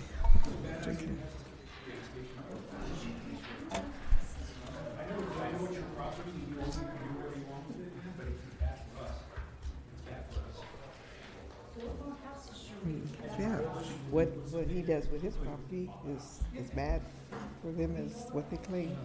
The other one, it was like.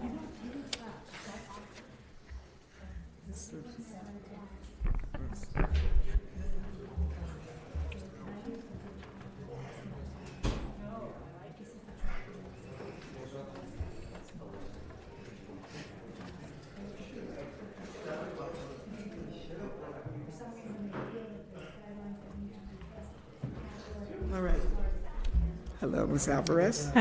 Good evening, Mayor, Mayor Pro Tem, and members of the council. The item before you is to, the item before you is to open up a public hearing to review the Recreation and Parks Commission recommendation for the naming of the city building located at the 205 North Riverside Avenue and consider installation of a memorial plaque to recognize individuals as recommended by the Historical Society. On April 5th, the Recreation and Parks Commission held its normally scheduled meeting.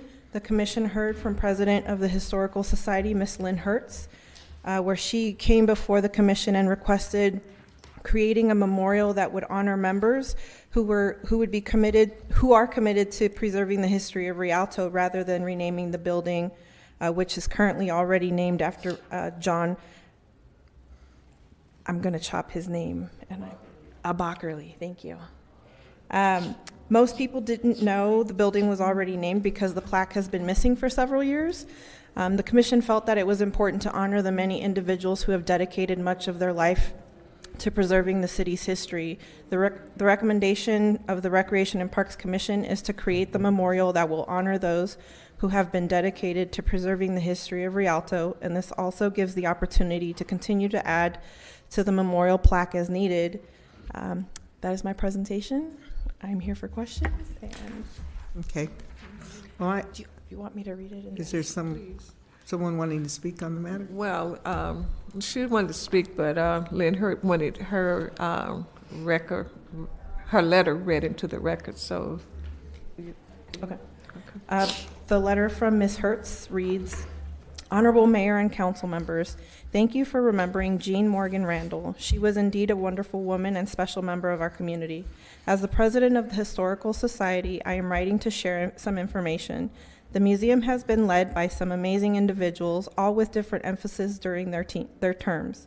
The museum was named and dedicated to one of those people, John Backerley, who is responsible for the quality of the decor. The dedication plaque has been missing for several years. The Society would like to offer an alternative suggestion, a larger memorial plaque which names could be added. We have suggested a list to start off. Dorothy Galley, Dr. Merlin Hendrickson, Elizabeth Hubanks, Greta Hodges, John Adams, Jonna Backerly, Jean Morgan Randall, and Miss Jo Ann Trapp Elliott. All of these individuals have provided outstanding and long-term service to preserving the history of Rialto. Using the commemorative plaque will honor these people and allow for easy recognition of future honorees. And you will avoid unnecessary conflict in the community. If you have any further information, if I can provide any further information or assistance of any sort, please do not hesitate to contact me. Thank you for your consideration. Lynn Hertz. Okay, thank you. We do have a speaker. Okay.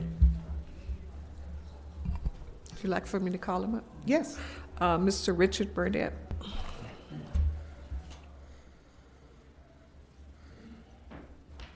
Wow, this is going to be one of the easiest times at this podium for me.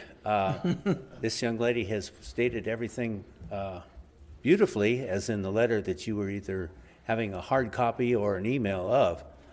One thing I would like to add to simplify the whole thing and ease your minds, the Backerly family has totally concurred with a joint plaque, besides John, that was so instrumental in bringing the museum to the quality that it is today. These other longtime pioneers of Rialto have done a fabulous job in carrying on the history, and that's all I have to say. Thank you much for your consideration for getting a collaboration and coming up with a plan that is suitable to honor these fine people. Thank you very much. Thank you. Is that? Yes. Is that it? That was. Okay, I have a comment. Go ahead. Thank you, Madam Mayor. I think we've all kind of been a little educated on this whole thing over the past few weeks. I certainly learned some things I didn't know, and I frankly think it's a great way to kind of honor all of these individuals,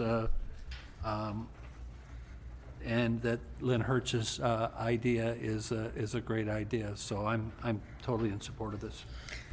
Okay, I see you have your light on, Councilmember Carrizales. Yes, thank you, Madam Mayor. I concur, and I think it's a great idea.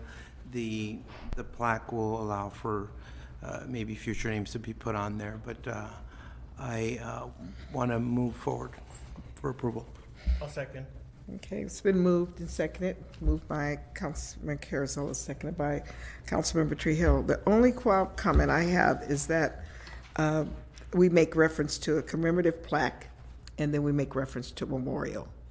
And usually a memorial plaque is for somebody after they have passed. So I think we should be very clear, because some of these people have not yet passed. So I just want to clarify, will we put those who have passed on, or are we going to call it just a commemorative plaque? I think we call it a commemorative. Commemorative I think we call plaque. it a commemorative plaque. That's a Yeah. very good point. Okay. Yes, I agree. Because Good idea. Unless somebody failed to tell me that someone had passed, I think I see a couple of people still amongst us here, so. Good point. All right, so there's a motion to move and second it, and to handle this with a commemorative plaque that will allow for other future people to be recognized for their contribution. I do have a question. Will the missing plaque be reinstalled? The commemorative plaque will actually take its place. His name will be added to the commemorative plaque. Okay. And does the motion include direction for the city to pursue and install the plaque? Absolutely. You can do it personally. I have all the information, but this is listed under a public hearing. Okay, so then let's go back. It's a public hearing. Don't you do the agendas? Why was it listed as a public hearing? It's listed as a public hearing. Because That's a good question. Of course, Mayor Pro Tem, I do the agenda.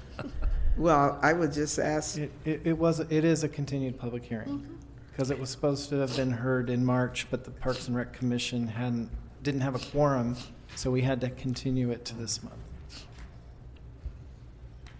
Well, then I guess we have to start over. Oh, God. I thought we, okay. No, we just need to open it and close it. Okay, let me open the public hearing. I want to know why we needed a public hearing on a volunteer commission activity. Yeah. I thought we only do public hearings on planning commission matters. but- It's a part of the policy and procedure for naming buildings. Yes, thank you. That's what I was. For naming the buildings. Under public hearing. Yes. That's Public hearing, okay. Okay. So we've opened the public hearing, and is there? Motion to close. Okay. Second. Moved by Councilmember Perez and seconded by Councilmember Trujillo. There's no objections.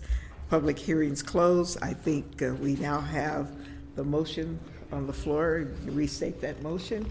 It was given by Councilmember Andy Carrizales, seconded by Councilmember Trujillo, with the directions to make it a commemorative plaque and for the city staff to take care of the logistics of getting it installed. So, any other thing to add to it? Hearing none, no objections, motion carries. Thank you. You're welcome. On to number 4. Happy now? Yes. Receive an update on and confirm the existence of the local emergency. Good Chief evening, Parks. Madam Mayor, again, Mayor Pro Tem City Council. Yes, this is your COVID item. The county COVID-19 numbers remain low. The coronavirus positivity rate has plummeted to a 1.3% from that 31% as of January. Arrowhead Regional locally has reached a major milestone with 0 COVID hospitals as reported on March 31st, and hospitalizations in the region remain low. However, nationwide, we're seeing an uptick of 10% over the last 2 weeks, according to Human Health Services data.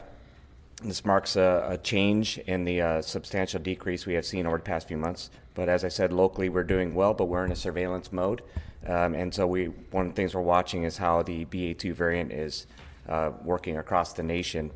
26 of those states report an uptick in the past 2 weeks alone. You may have seen in the news at least one of those states going back to an indoor mask mandate. Philadelphia has had a 50% increase in the past 10 days, and they're going back to that mask mandate indoors. But again, locally doing very well. Hospitalizations are low. Vaccinations are up. We continue to offer vaccines in the same places in Rialto that we've offered for the past year. They are rolling back vaccinations as we discussed previously in some of those adjacent cities, but in Redlands, Victorville, and Rancho. But Rialto vaccination sites are up. We're going to be hosting a vaccination event as part of the spring extravaganza here this weekend. And I would say that, and staff would concur, that as we are seeing uptakes throughout the country, that we would remain in our surveillance mode and continue due diligence for, being precautious and continue the local emergency. It would be our recommendation. I'd be happy to take any questions or further direction on the item. Okay, I have a question. I know we were running a little chart at one time out of HR that indicated if we had had any employees, but we haven't had any, so when we haven't, are we going to put back the chart? Given that there's an It was being update. sent by separate email, but we haven't had any reports. Okay. Yeah. Okay. So as of, all right. So what's the pleasure? Anybody have a question or comment, or just continue with the emergency status? I don't, I do have a question on just our programming for assistance. I think this would kind of tie in a bit for our COVID assistance. Are the programs still, I don't know if anybody from community development's here? No? Oh, is she? Okay. Not services, yeah, for, the CARE program. Just wanted to get a quick update on the CARE program, if you guys have any information on if people are still applying for mortgage assistance. Okay. And I know they have people constantly coming after bringing their bringing material and package to them. So I do know that. Okay. All right, I just wanted to check. I know that there's a discussion on the eviction moratorium at the state. They seem to have renewed it. But again, I was just hoping that if people need help, that they're providing assistance. Thank you. Thank you.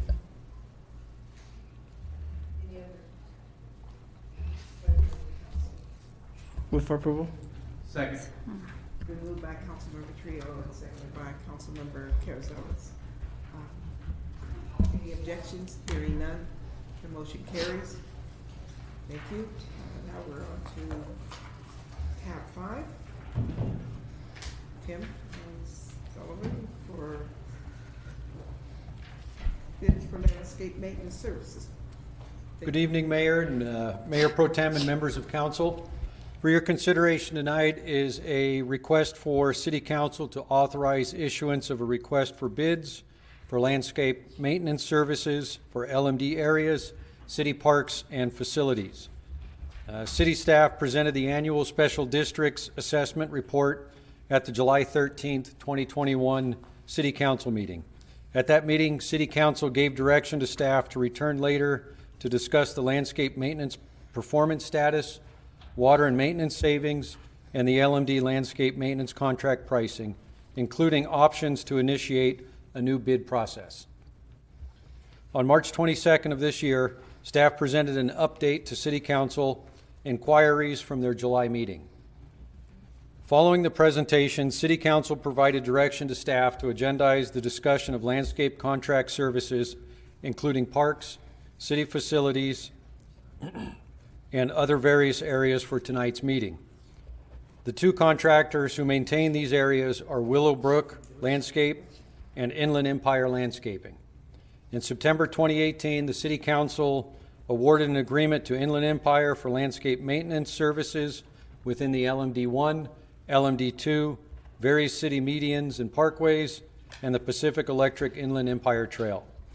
In October of the same year, the City Council awarded an agreement to Willowbrook for landscape maintenance services at city facilities and parks. Both agreements have one remaining option to extend with the final termination dates of June 30th, 2023. So the primary areas of concern noted by the City Council during the previous meetings were generally related to landscape and grounds maintenance services provided by these two contractors.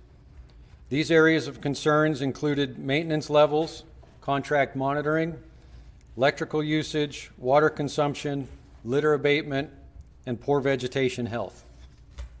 Since the July council meeting, city staff has been working with these contractors to address areas of deficiencies and improve contractor oversight. Included in your report are images of various areas of improvement and an outline of staff's actions. Staff has prepared an updated bid document to solicit new bids for these services provided by Willowbrook and Inland Empire, should council direct staff to solicit new bids. However, staff anticipates a potential increase of 30% to current contract rates. These costs are outlined in further detail within your report, and thank you. This concludes my presentation. I am available for any questions, as well as Mr. Alvarado from Willowbrook and Mr. Ibarra from Inland Empire Landscaping. Okay. Any questions? Councilmember Trio, do you have your light on? No. In the meantime, just a point of maybe clarification or correction on the page where you list the public work buildings. After Grace Vargas Senior Center, it says 2nd Street Church, Rialto Chamber of Commerce. I think it's just the 2nd Street Church. I don't believe we are doing the landscape work for the chamber. If we are, we probably need to check that, because it may have been something that carried over from the old Vida district, but I don't know. You had a comment? You turned your light on, this. No, I have a comment.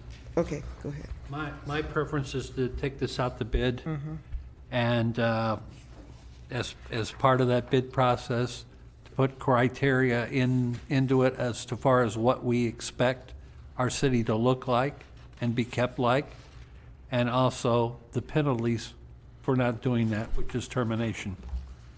I'm just not happy with the way our city looks. Okay. Any other comments? I just came up with something. Is there a way to, I guess for our regular landscaping contractors, it's I guess been kind of expressed that it's more expensive for them to be able to maintain dryscape or drought tolerant plants. Wondering if that could be kind of also put in there in terms of someone has some type of specialty around it that will maybe be more cost effective for us if they have some type of expertise in that area. Noted. I have a Councilmember. comment. Were we going to get a sheet that gave us that information? I know you presented it last week, but did I miss it? Is it somewhere here? No, it is included in the staff report. What attachment? It's in the body of the staff report on Page 5. page 5. Thank you, City Manager. Gotcha. Thanks.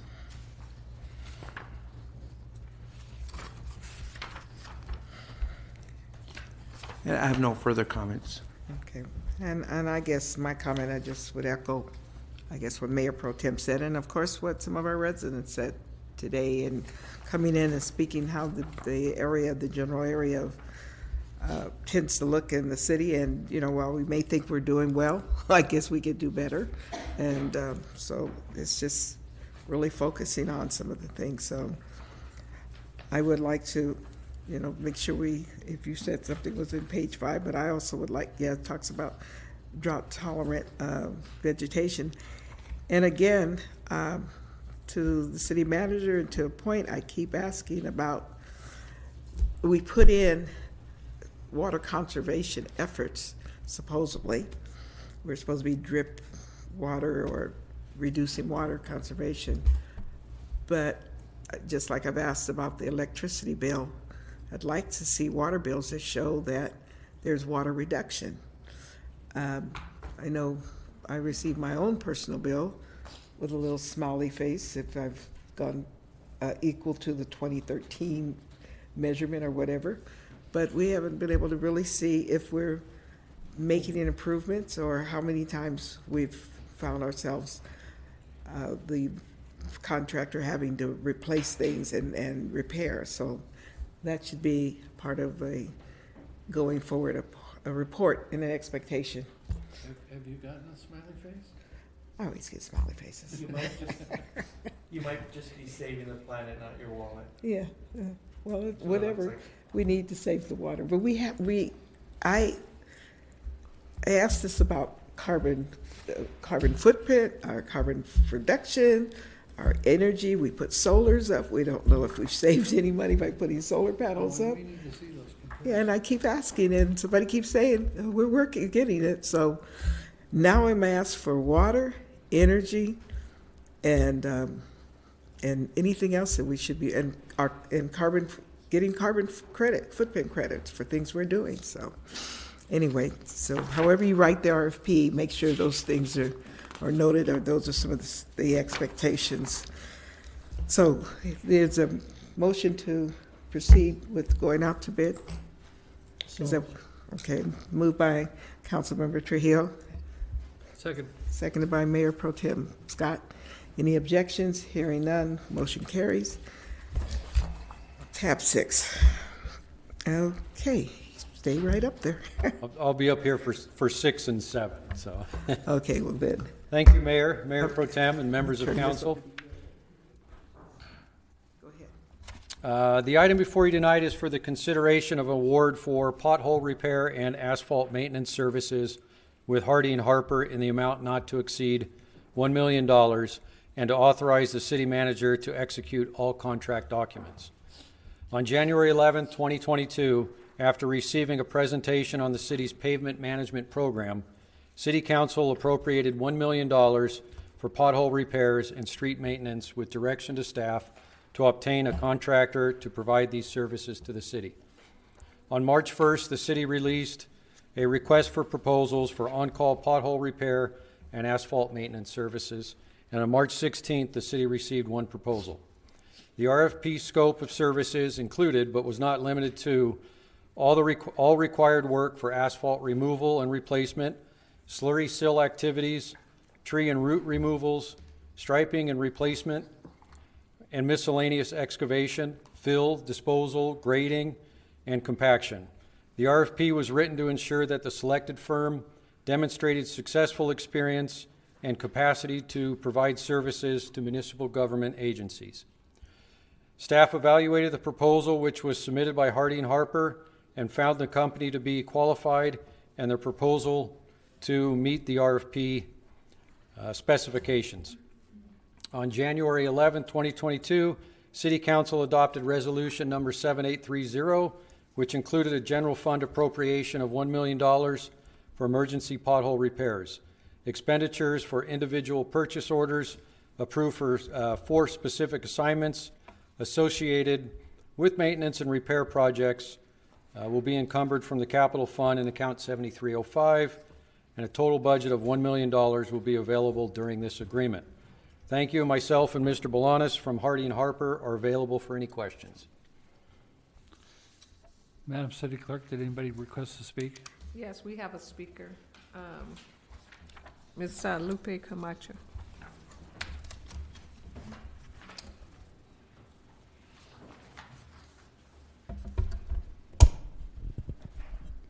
Thank you, Mayor Pro Tem, members of the council, staff, and fellow residents.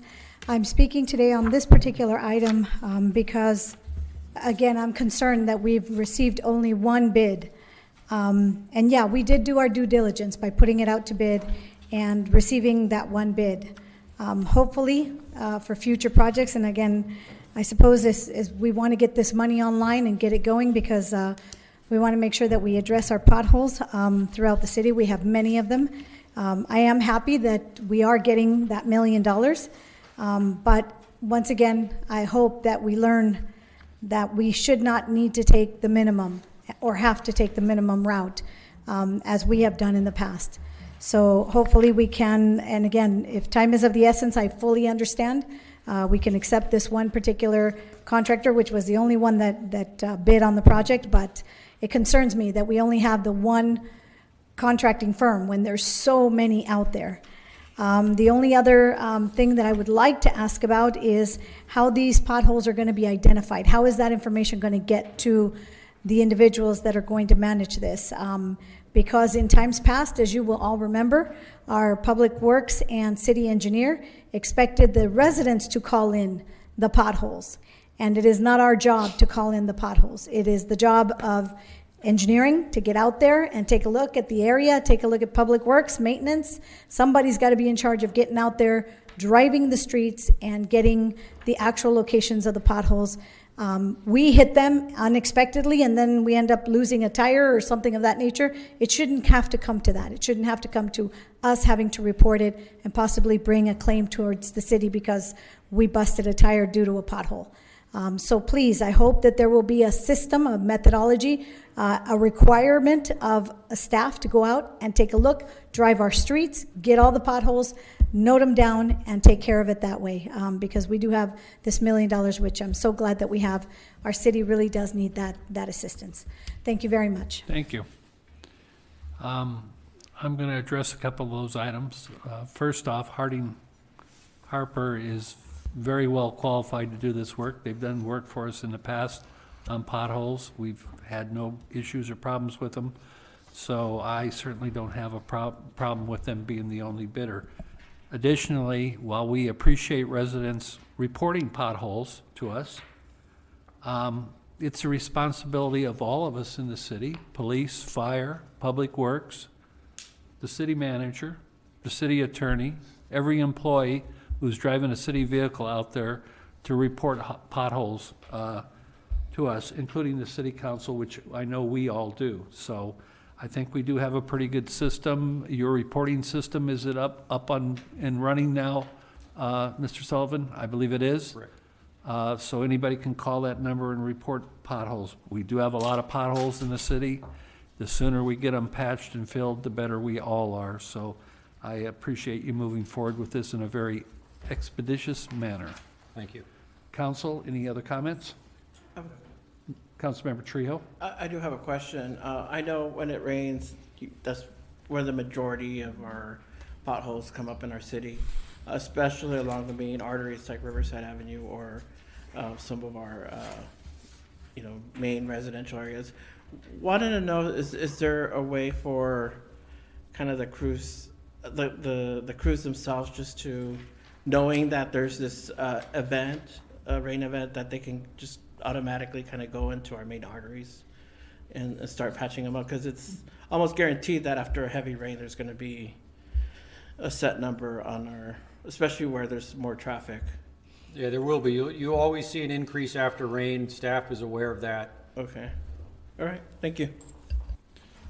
Council, what's your pleasure? Move for approval. Second.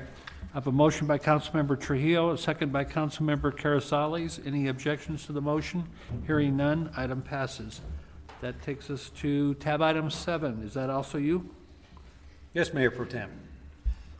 So the item before you tonight is the consideration of an award with St. Francis Electric for traffic signal maintenance and repair services in the amount of $600,000 annually with a maximum term of 3 years, and to authorize the city manager to execute the agreement and all related documents.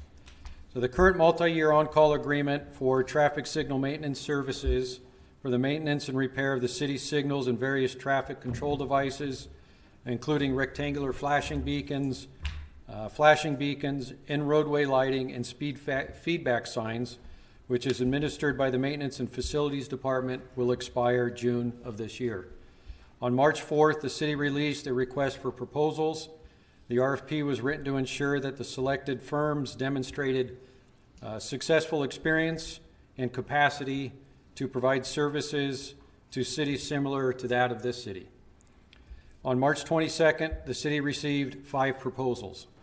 Following a review of those proposals by the evaluation panel, St. Francis Electric was selected as the firm best qualified to provide the scope of work as stated in the RFP. The primary factors involved in this selection process were the firm qualifications, staffing qualifications, cost proposal, schedule for carrying out the required services, past performance with other jurisdictions, and responsiveness to traffic signal equipment knockdowns. Funds for this contract will be budgeted in the fiscal year 2023 budget. Funding for additional contract years will be budgeted during the subsequent fiscal year's budget process. So thank you, and myself and Mrs. Petrie from St. Francis are available for any questions. Thank you. Madam City Clerk, anybody requesting to speak? Not on this tab. Okay. Council members, any questions, comments? Move for approval. Second. I have a motion by Councilmember Carrizales, a second by Councilmember Trujillo. Any objections to the motion? Hearing none, item passes. Tab item number 8.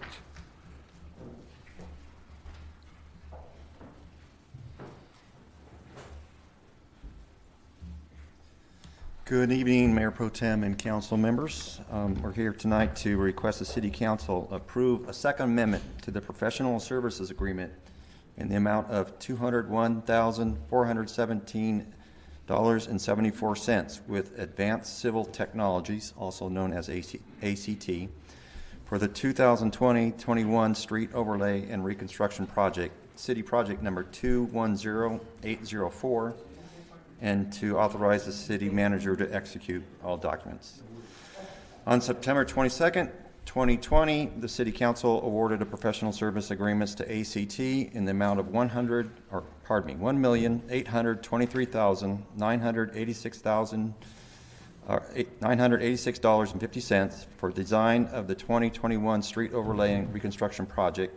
That's City Project numbers 180807 and 210804. This work included the design of the reconstruction of 2 segments of Riverside Avenue, as well as various additional street segments throughout the city with poor pavement condition.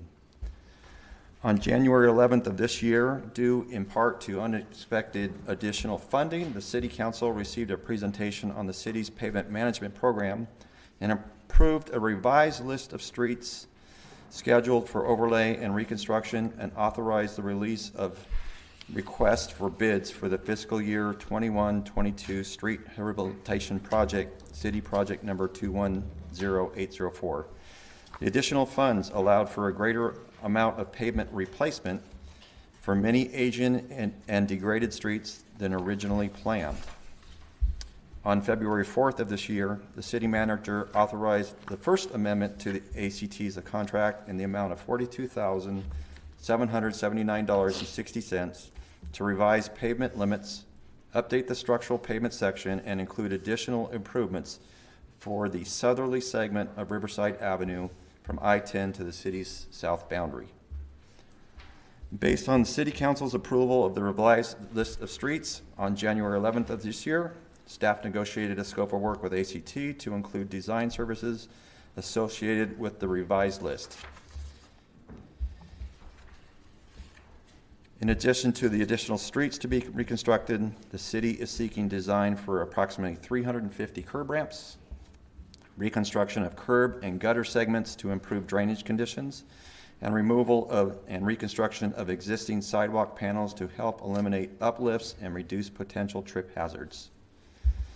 ACT has provided a proposal for the additional design services necessary to achieve these goals. Staff has found the scope and the fee contained in the proposal to be fair and reasonable, and therefore staff recommends that the City Council approve a second amendment to the professional services agreement with ACT for the amount of $201,417.74 for the design of the 2020-21 street overlay and reconstruction project, city project number 210804. This concludes my presentation. Okay, thank you.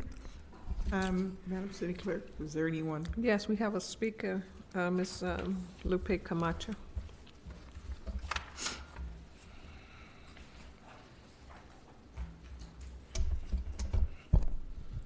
Madam Mayor, members of the council, Mayor Pro Tem, and residents and staff, once again, I'm here to, again, say, I don't get tired of saying it. I'm going to keep on saying it, and I will continue saying it. We consistently have to amend projects because we don't take into full consideration the project scope and do a complete analysis of our streets. Here, we're adding curb ramp improvements to a project that should have had them from the get-go. Here we are adding trip hazards that need to be removed, sidewalk that needs to be repaired, again, should have been included from the get-go. These amendments, 13% of the total original project cost. Now, I know that you don't realize that this is more money than we should have paid.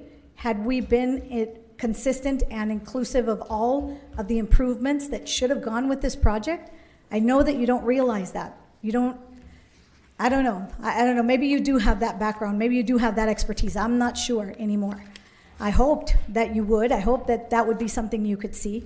But again, I see it over and over and over again, and here I am once again, just upset about the fact that we keep doing amendments and amend it again because we forget and we don't add and we didn't include and we're not doing our due diligence. We're not doing it. It's just not happening. It already has occurred on Riverside Avenue. I was kind enough to meet with the project engineer, and there was a city manager and various other levels there, including the Mayor Pro Tem, regarding the curb ramps improvements as well as sidewalk repairs. Those were not included in that project either. And now, of course, we're adding money to it. That does add to the project, and it adds additional fees which should not have been added. So we're paying more than we should have. And yeah, staff can tell you all they want about negotiation. We negotiated this, we negotiated that. But when you're under the gun and you've got to do this project and these improvements have to go in before the actual overlay or reconstruct of the street has to go in, you don't have very much negotiating power. I can guarantee you that. I have that experience. So again, I'm not going to get tired of coming up here and reminding you, but I've been doing it for 7 years, and I'll continue on doing it as far as I need to, because I'm hoping at some point somebody on the council will listen, but it doesn't look like anybody wants to at this point. I don't think anybody cares on this council about paying those additional fees. It's been happening too much, too often. I've been up here saying the same exact lingo, same thing, same spiel, different project, different time, different years. And I'm just saddened. I'm really saddened that these are the individuals that we are voting into office. My goodness. Thank you for your time.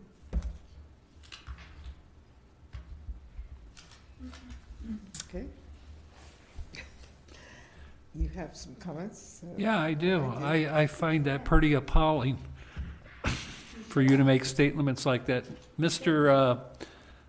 Fuller, would you like to address Ms. Camacho on the reason for this item, which I don't think has anything to do with anything she got up and stated? Sure. As I mentioned in the staff report, and you might recall, I gave a pretty exhaustive presentation on January 11th of our pavement management program. And based on that and our assessment, we identified 52 new streets that, based on their pavement condition, we recommended to be rehabilitated and reconstructed. So this is a new scope of work. It's basically a new project, and to basically get this advanced quickly, we decided to negotiate with a consultant that's already under work with the Riverside projects for the same type of work. So it's a new scope of work that we're just adding to the contract. It's not that we changed the scope of work on an existing contract. It's a list of 52 new streets that you might recall were reviewed and approved by the council on January 11th. Well, isn't campaign season wonderful?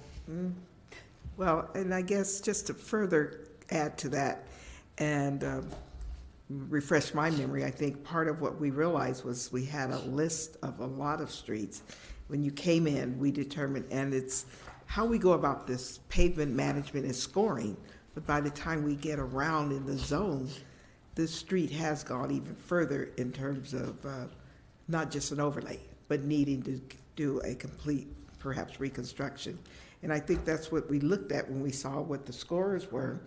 And those scores were put in like 2 or 3 years ago. And by the time you get around to looking at it again, we moved them into this category rather than to leave them onto the broad, just street overlay maintenance. So I think, I listened and thought, I stepped back in and going, well, wait a minute, what are we talking about? This is not an amendment of work. This is a scope of recognizing how we could rather get to what some of the comments were made earlier today about our roads really are. And I have to say in this one that it's really unfortunate, and I noted it up here, that there's a significant part, I think we've worked here, the one that a lot of people travel and they don't realize it is not the city of Rialto's road. And that is on Pepper Avenue, starting from, I think Randall is when Colton leaves from Colton down to the 210, and from Randall all the way up to 7th Street to Rialto and 7th Street, past Etowanda, is when it becomes part of the Rialto city limit. But that road is just totally broken down.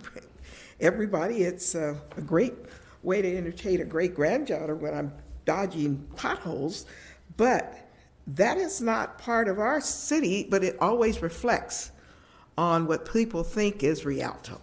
And it's extremely frustrating in that I live off of it and, have to dodge them same potholes. And I saw in this report that we noted that, but we have to coordinate with the city of San Bernardino, and also even on the other end, I think there's one make reference to Fontana on the easterly portion, and Rialto is recommended, so it's shared with Fontana on Etowanda. So I think I appreciate anybody want to get up and continue to comment and speak, but I don't think any of us are sitting here without the intention to be focused on what's going on in this community. And, You know, I've had people who have, as soon as we start doing the work that's desperately needed on Riverside Avenue, I have citizens calling saying, why are you doing this work on Riverside Avenue? Because it's needed.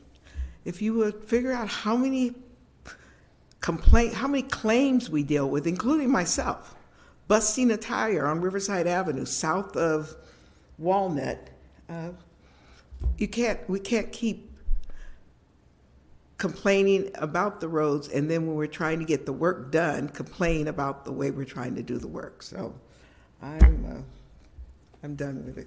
You had your light on. Is there something else? No, I'm done with it too. Okay. Are you guys, anybody want to Move for approval. Okay, move for Councilmember Raphael Trujillo's move for Second. approval, seconded by Mayor Pro Tem Scott.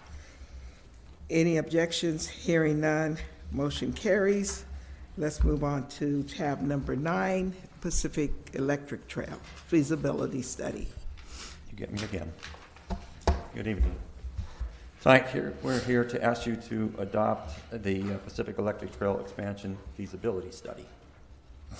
The City of Rialto received an award letter dated May 17th, 2018 from Caltrans Office of Transportation Planning stating that the state selected the City of Rialto to receive a grant award of $264,705 with a local match of $34,295, for a total amount of $299,000 towards the proposed Pacific Electric Trail feasibility study. Mm-hmm. On September 22nd of 2020, City Council awarded professional services agreement for Alta Planning and Design in the amount of $268,875 for the Pacific Electric Trail expansion feasibility study. Rather than bore you with the rest of the details, I think we have a presentation for you tonight. I believe we have one.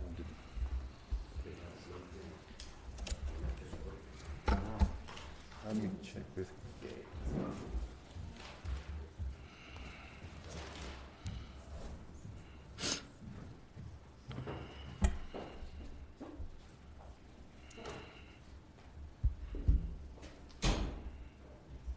One moment while I see if they've teed me up for this. Okay.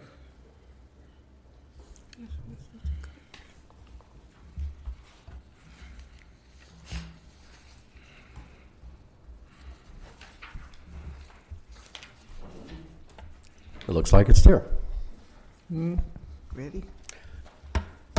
Good evening, Honorable Mayor, Mayor Pro Tem, and City Council.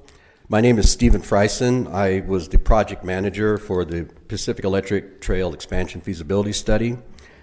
As I've shared with some of you previously at the Economic Development Council and at the Parks and Recreation Council, this has been a labor of love of mine for the last 22 years.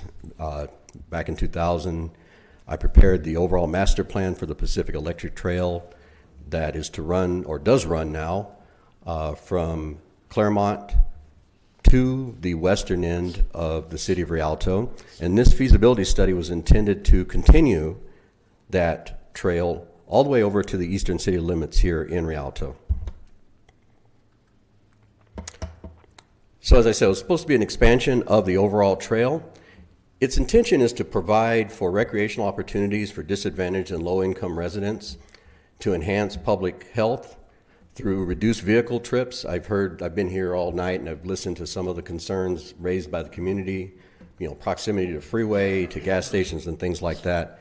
And often in communities of color and in socioeconomically disadvantaged communities, these types of facilities aren't seen very often. And so I'm very proud of the fact that the city of Rialto is interested in continuing on creating a corridor that does provide not only opportunities for recreation, but also a corridor for commuting, for travel between residences, workplaces, and points of interest.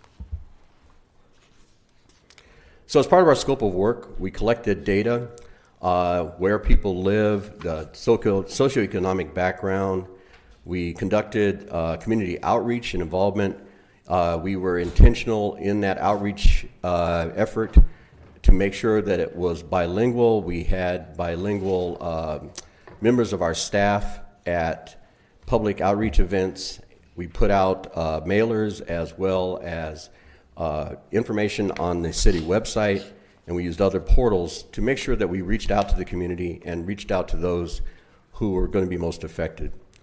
Ultimately, that led us to produce a 30% concept plan and the feasibility study that we're asking you to approve today.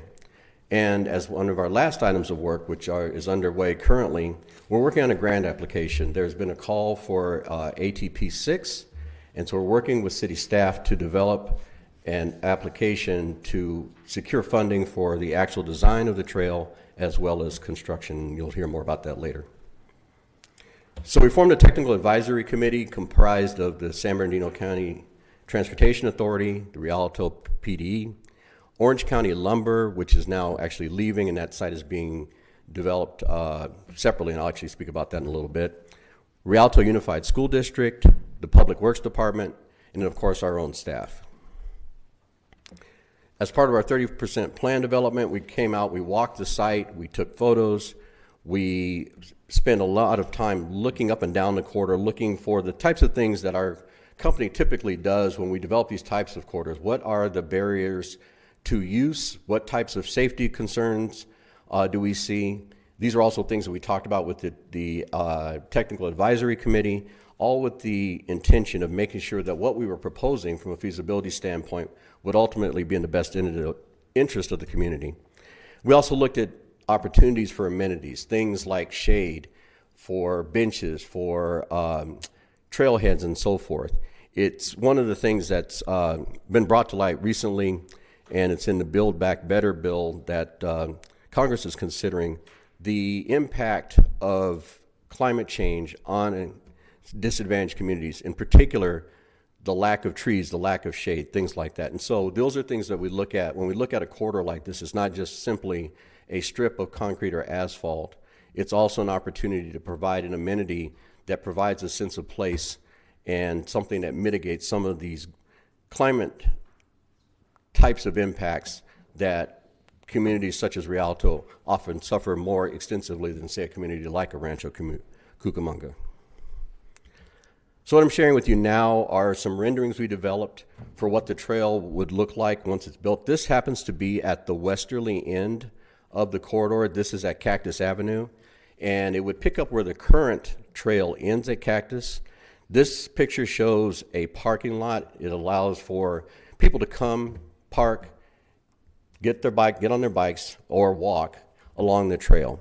This location would also require a traffic signal to cross Cactus. Cactus is a 50-mile-an-hour street, and this location where the crossing would be is a little ways north of the nearest signalized intersection. And so in order to make sure that it's a safe crossing, in the feasibility study we talk about placing a signal here. As we move further to the east, this is in the segment between Lilac and Willow. So this is adjacent to Budbender Park. It passes a cemetery. What's notable here, and in fact all the way from here all the way to the other end of the project at Pepper, is that when we originally looked at this corridor, we were intending to push the trail to the northerly side of the railroad right-of-way. That is when the lumber company was still active, and there was a train or so a week, but there was train service that required that we be outside of the train envelope. Well, as it turns out, that service is going away, the lumber yard is closing, and so because of that, we were able to take advantage of it and look at a realignment of the trail to place it in the middle of the right-of-way. This reduces cost. It also makes for a much more comfortable environment for the people that use the trail because we're able to provide amenities on either side of it, whereas when we would have been snugged up against the northerly side of the right-of-way, we'd have been cramped for space. From Willow to Date, it looks similar in nature. These pictures show kind of what the adjacent land use looks like. In many cases, there are existing entrances to people's property. Also, there's a number of utilities out there. By virtue of the fact that the rail service is going away, that's actually helped make the project more viable. We were concerned about the cost, particularly in the vicinity of the electrical substation. There's a whole gallery of poles out there that would have been problematic to address in implementing the trail. by virtue of the fact that we're able to put it in the middle, that has gone away. And then from Dade over to Pepper, it looks similar to what you see. It will look similar to what you see here. Again, I want to emphasize the fact that it's a huge opportunity for a space that right now is just pretty much dirt and it's just wide open and so on, to beautify it. You know, again, I've listened carefully to what I've heard here today, and I know there's very much a concern about how the community looks. And I know that you all are going to be efforting to improve things around the community, picking up trash and so on. Corridors like this, what I've seen occur in Fontana, in Upland, in Rancho, is that when this facility has been built, people have come out and they've really taken pride in it, and it's really become a destination. And so, whereas you have had issues with trash and so forth, I actually expect that your experience will be different here, that you'll have people find it as a place to go, and there'll be pride taken in having this amenity locally. So all this comes down to, what does it cost? So we developed a cost estimate late last year that it is going to take approximately $5.8 million to construct the trail. On top of that, we're looking at a preliminary estimate of the final design cost of about $575,000, and then another $575,000 for construction management services to implement the project. So overall, we're talking about just under $7 million in order to build the project. And so the next steps would be approval of the feasibility study, establishing funding, and then final design and construction. As I mentioned at the outset, we are working with the city at the moment to develop a grant application. We've actually submitted a draft to city staff. We've received comments recently, and I'm in the process of responding to them with the goal of securing funding for this project so that very little money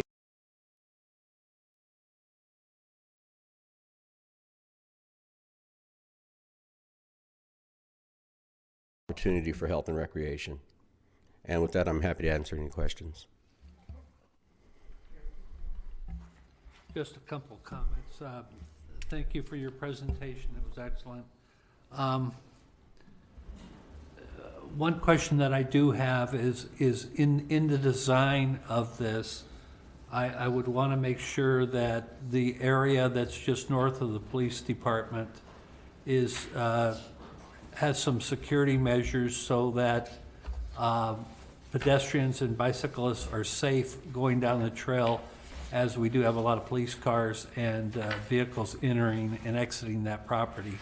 So you might want to keep that in mind as far as design. There probably would need to be some kind of a wall in between the trail and the police facility, I would think.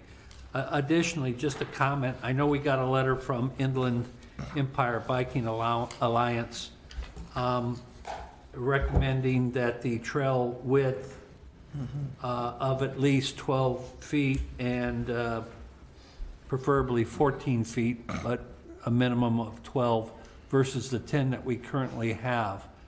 And my own personal experience on the existing trail is that in some cases when you have bikes and pedestrians, or even runners and pedestrians, it's not wide enough. Right. So I would concur with their recommendation, and I thought they wrote a great letter supporting us, but I think that's something we definitely ought to look at, is a little wider trail. So, if I might respond to that, sure. I think that's a great idea. In fact, when we originally laid out the trail, given that it was going to be snugged up against the northern edge of the right-of-way, there was, with the active rail operations, that would have required, we had to snake basically through the existing rail operational furniture, the controllers and so on.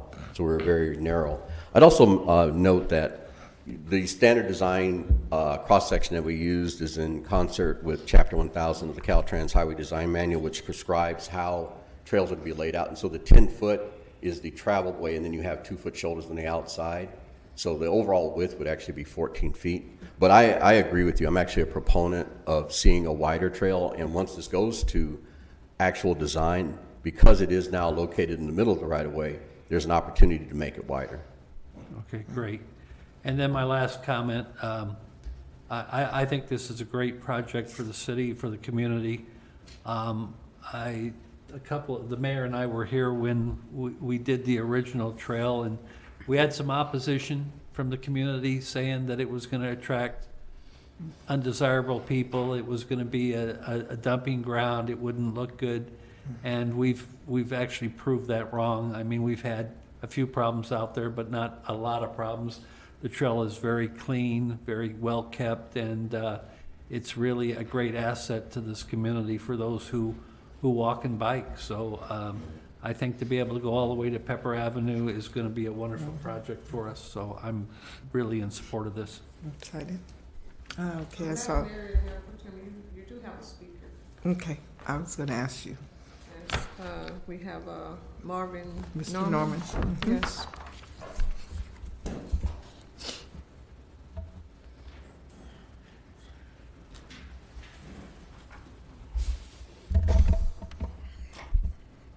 Good evening, Mayor, Mayor Pro Tem, council members, and the public. Marvin Norman here with a different hat now. I'm also with the Inland Empire Biking Alliance, and so I was the one who sent the letter. Well, this is your letter. Yeah. And so, yeah, as you read there, it would be good to see that, especially since the train is going away now and we have way more right-of-way than before, it would be good to see the at least 12 feet of paved way in addition to the 2-foot shoulders on either side, but preferably a 14, and maybe even look at 15 or 16 by the parks, because you have those parks there and people maybe are going to be coming from the park and trying to get onto the trail or whatever. That's what we want them to use it for. And so those are kind of areas where people are going to maybe congregate around. And so it would definitely, like you were saying, it's the existing one isn't the widest in some instances, and especially you get a baseball game going or something at Bud Bender, people might want to come out to the trail or from the trail to the park or whatever, and so we need the space for them to be able to do that, and at the same time still be able to pass by on the trail. So now, since you're starting the process to get the grant, it's way easier to put a grant for the right size the first time than to try to build it once and then try to convince Caltrans and CTC that you need a grant to widen it by 2 feet. So hopefully we could, or hopefully 4 feet, honestly. The other issue, it would be good to see a little more connections to the kind of surrounding streets. In some places like Magnolia Avenue and the Bud Bender Park, just make a formal connection to the trail itself from those locations so that people can easily get from the park to the trail, or the alleys as well through between Date and Olive and Palm and stuff. The other issue that we wanted to talk about was the intersections, and so it'd be good to see median islands there to add some protection at the same time. Those are helpful, and even if we don't have a traffic signal there, the island's really helpful to help people to be able to cross one's direction of traffic at a time, especially around the school where ideally we would have school kids start using these as well. And so it's really helpful for safety to be able to cross one direction of traffic at a time, especially in some of these streets where the speed limit is 35 and people take that as a suggested minimum. We hopefully would not have a situation where we don't, we end up like what happened on the other one that, what street was that, where the woman unfortunately got killed. So we want to help make these the best thing. And finally, the other thing I mentioned would be, and I'm pretty sure the grant will pay for it, will be like a counter. So I think UCLA has one, and a couple other cities are starting to get one, but you'd have a counter so that SCAG, of course, wants to count data, CTC wants to count data, but also that it would be like a monument, and so you could have one or maybe even two of them that it's just popped up there, and then people see the count of how many cyclists and people have walked by throughout the day and the year period, I think is what they do. So yeah, those are the comments I have. As you mentioned, it's good to hear that they're putting in a grant application. There are several movements afoot to greatly increase the funding for ATP this year. The governor has proposed $500 million. We and our partners at Cal Bike and other organizations are proposing $2 billion extra for the ATP, and so this would be what 1% of the $500 million, or 1/4% of the $2 billion. So go for a good project. The Coachella Valley got their big project funded for what, $30 million from the ATP project for their trail across the entire valley. So I don't see why Rialto shouldn't go for similar. So thank you. Thank you. Thank you. Thank you. I see Councilmember Perez, you had your light on. Yes, thank you, Mayor. I'm on the same page as Mr. Norman and Mayor Pro Tem and Scott as far as, widening it, because you do have the bicyclists, the walkers, the joggers, roller skaters. And, in regard to, the police station and maybe the major streets like Riverside Avenue, I know that Fontana, I believe it's Cypress, and I believe also Sierra has the big post where you can't just zoom across the intersection, and it, you have professional people who know where they fit, but someone like myself has to slow down and walk through and, then cross. So that'll cause a little bit of a slowdown when somebody has to cross those intersections as opposed to just zooming through and putting themselves at risk. So I'm not sure if that's something that's already in the plans for, those busy intersections or, again, as mentioned, the police station. And my other question was if there's any plans for like exercise equipment. I know that other areas have those where they can utilize that along the way. We talk about opportunities for those types of things in the study, and I want to remind everyone that this is a feasibility study. The actual design process would be separate, and all these things that are being raised tonight are really, really good points. Lighting is another big thing that's really important, because safety is really one of the big selling points or big concerns in most communities. And so these things that you all are raising are absolutely part and parcel of what should be part of the overall design. The gentleman also mentioned making the crossings more secure, and one of the things that's a huge benefit from the rail going away is the crossing at Riverside. That was going to be a challenge. We were looking at actually having people have to go out of route to come back around because of all of the railroad signal furniture. But now that that's going away, we have put into the feasibility study the expectation that would be a signalized crossing. If you've ever ridden the Pacific Electric Trail in Upland, where it crosses Central and Monte Vista and I think Benson, there are signals at those locations. They're not rectangular rapid flashing because they're actually full signals. So that because they're mid-block, and so they stop traffic, and Riverside would be a logical location to do something similar. It also has an existing median, so there's a refuge there for people to be able to stop midway. Perfect, thank you. And then last question was just, do you have an idea of how many vehicles will be able to be accommodated in that parking lot? Approximately? Approximately 30. Perfect, all right, thank you. And it's always kind of a tricky thing because we're trying to get people out of their cars. Yeah. So, it's a logical location for a trailhead, but we don't want it to be a parking lot per se. Great, thank you. Okay, Councilmember Trio. Yeah, I had the opportunity to talk to some of the neighbors just down the street at the rail, and they were kind of delighted to find out that we were even thinking about extending electrical trail through their neighborhood. For them, it just seems like the trail is something that kind of brings a community together, whereas the rail is kind of separating their neighborhood. And it'd be nice if it was possible to kind of create like maybe a committee of residents along the trail that you can kind of bounce ideas off of as well, because they'll take a lot of pride in trying to improve their neighborhood. So I just wanted to let you know that just even the thought of replacing that the dirt and the rail with a nice trail is something that really kind of excites them, and I think you'd benefit greatly from having kind of a support group from the residents there that really want to see some change. The thing I like about it is that it also will connect not just the cactus trail that goes up and down, but also this downtown one that I know our city clerk worked really hard on with the Walk of Fame.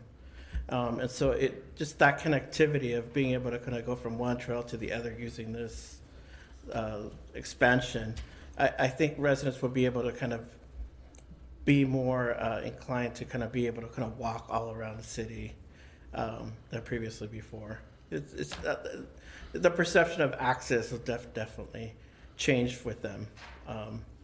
So that's what I think is what you're going to hear from a lot of the residents is that, you know, just being able to kind of walk through their neighborhood and feeling a little bit safer with the lighting that you mentioned is going to be a big bonus for them.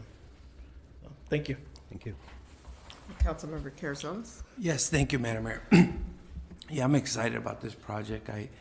We used to, family and I used to always go to the Pacific Trails, and it's just, we would jog over into Fontana, and I knew when I was in Fontana because it no longer looked as pretty as Rialto's.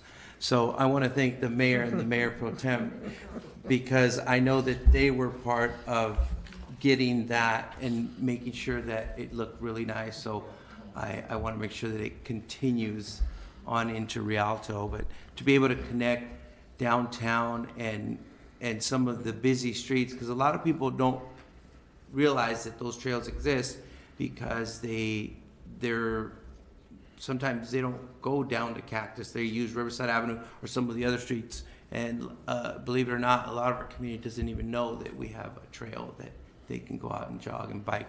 So I'm excited about that. One thing I comment is, I know that I believe in Claremont, I saw it's like some yellow lighting and signaling that comes up as it senses the jogger, and it just kind of puts out like a sign that, you know, has the depiction of a jogger, so that as cars are coming through, sometimes they'll just slow down, and it gives an opportunity for the jogger to either wait or just jog through.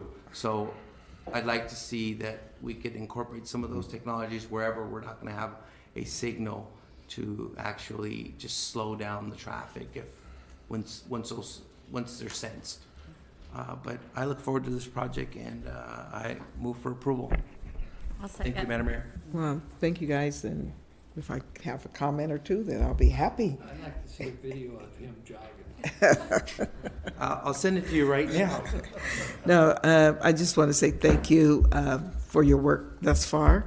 As you said, and completely, although people are giving you some suggestions and thoughts, this is the feasibility study, and when we get into the design, that's where we really need, you know, input and working groups, and so all of these thoughts will be, hopefully, we will restate them.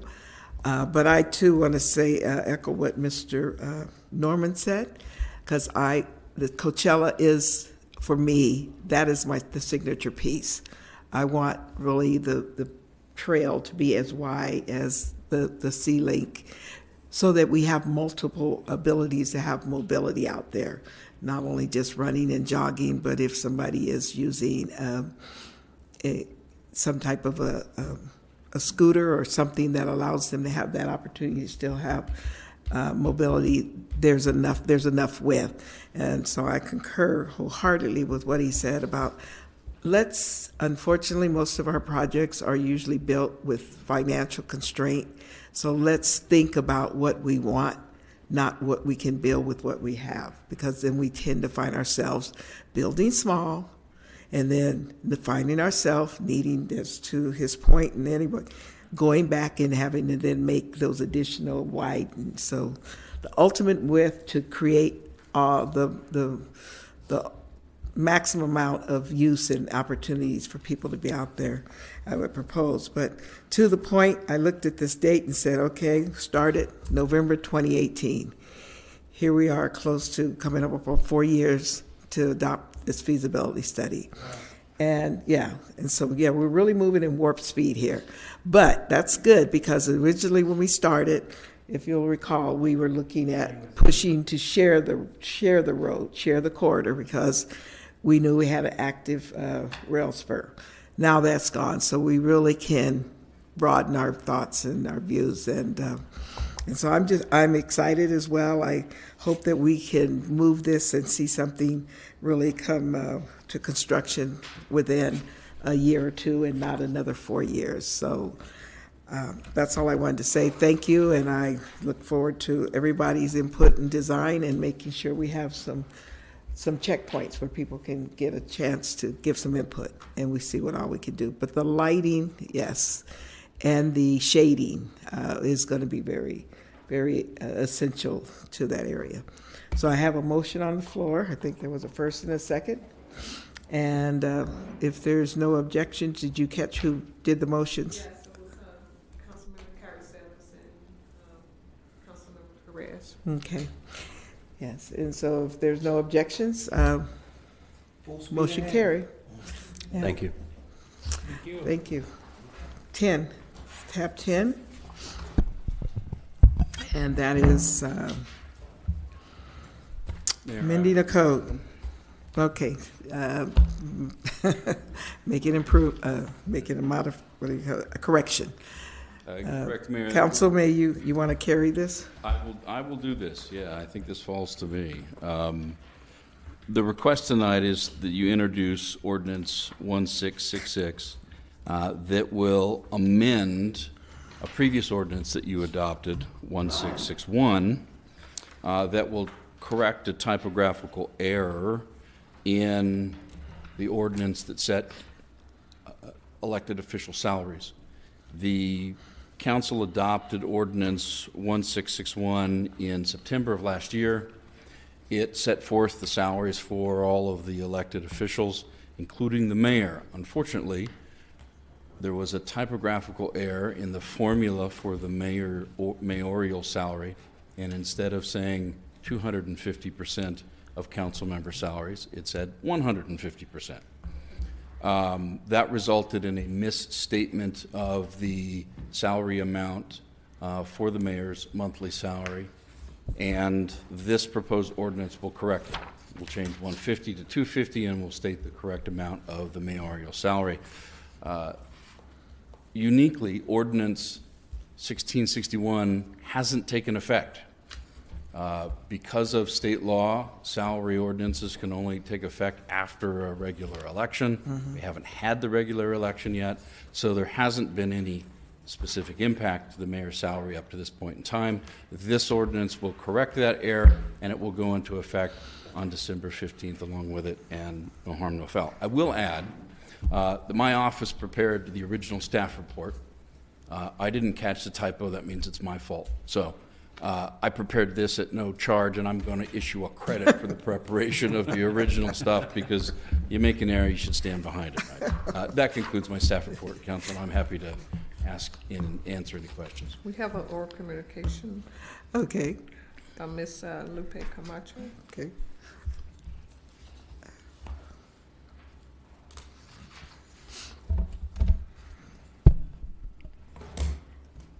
Good evening, Madam Mayor, Mayor Pro Tem, members of the council, staff, and fellow residents. I wanted to point out, and maybe am I reading this incorrectly? The staff report states that it states a date of December 15th, 2021, and it states in there in the reso December 15th, 2022. And also it states in the background September 28th, 2021, but in the resolution it says September 28th, 2022. So which is the date? 2022. That's when your election happens. 2022. 2022 is the correct Yes, one. is when it'll take effect, but thank you for further fact checking.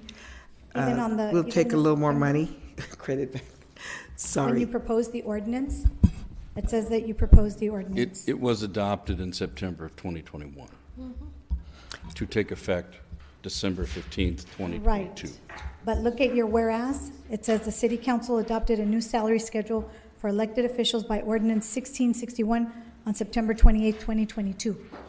I see, yeah, we'll change that. Right? He'll give it another credit. Apparently somebody can't tell if we wanted to. So the date is wrong, right? It's supposed to be 2021. You're correct. I said, thank you for fact Thank checking. you. I'm sorry, I just saw that. That confused me. And Thank you. it was it was confusing when it happened, so So we credit on that too? that's what I said. Office for everybody. Okay. You gotta buy us an ice cream cake now. Yeah. I'm for approval. Second. It's been moved by by Councilmember Trujillo and seconded by Mayor Pro Tem Scott. Any objections? Hearing none, motion carries. I have to read the ordinance into the record. Okay, please And do. then, Ms. Camacho says she should get the coffee and ice cream as well. Yes. Ordinance 1666, an ordinance of the City Council of the City of Rialto, California, amending section 2.12.030 of the Rialto Municipal Code to correct a typographical error in ordinance number 1661 in setting the salary formula for the position of mayor. Councilmember Trujillo? Aye. Mayor Pro Tem Scott? Aye. Councilmember Andy Caraceros? Aye. Councilmember Perez? Aye. Mayor Robertson? Aye. Thank you. Okay. Yeah, I see what these points here. All right, thank you again. On to tab number 11 now. Good evening, Honorable Chair and Board of the Successor Agency. The item before you is a request of the Successor Agency to adopt a resolution declaring the northeast corner of Willow Avenue and Jackson as surplus land and direct the Executive Director to proceed with procedures to set forth in the Surplus Land Act.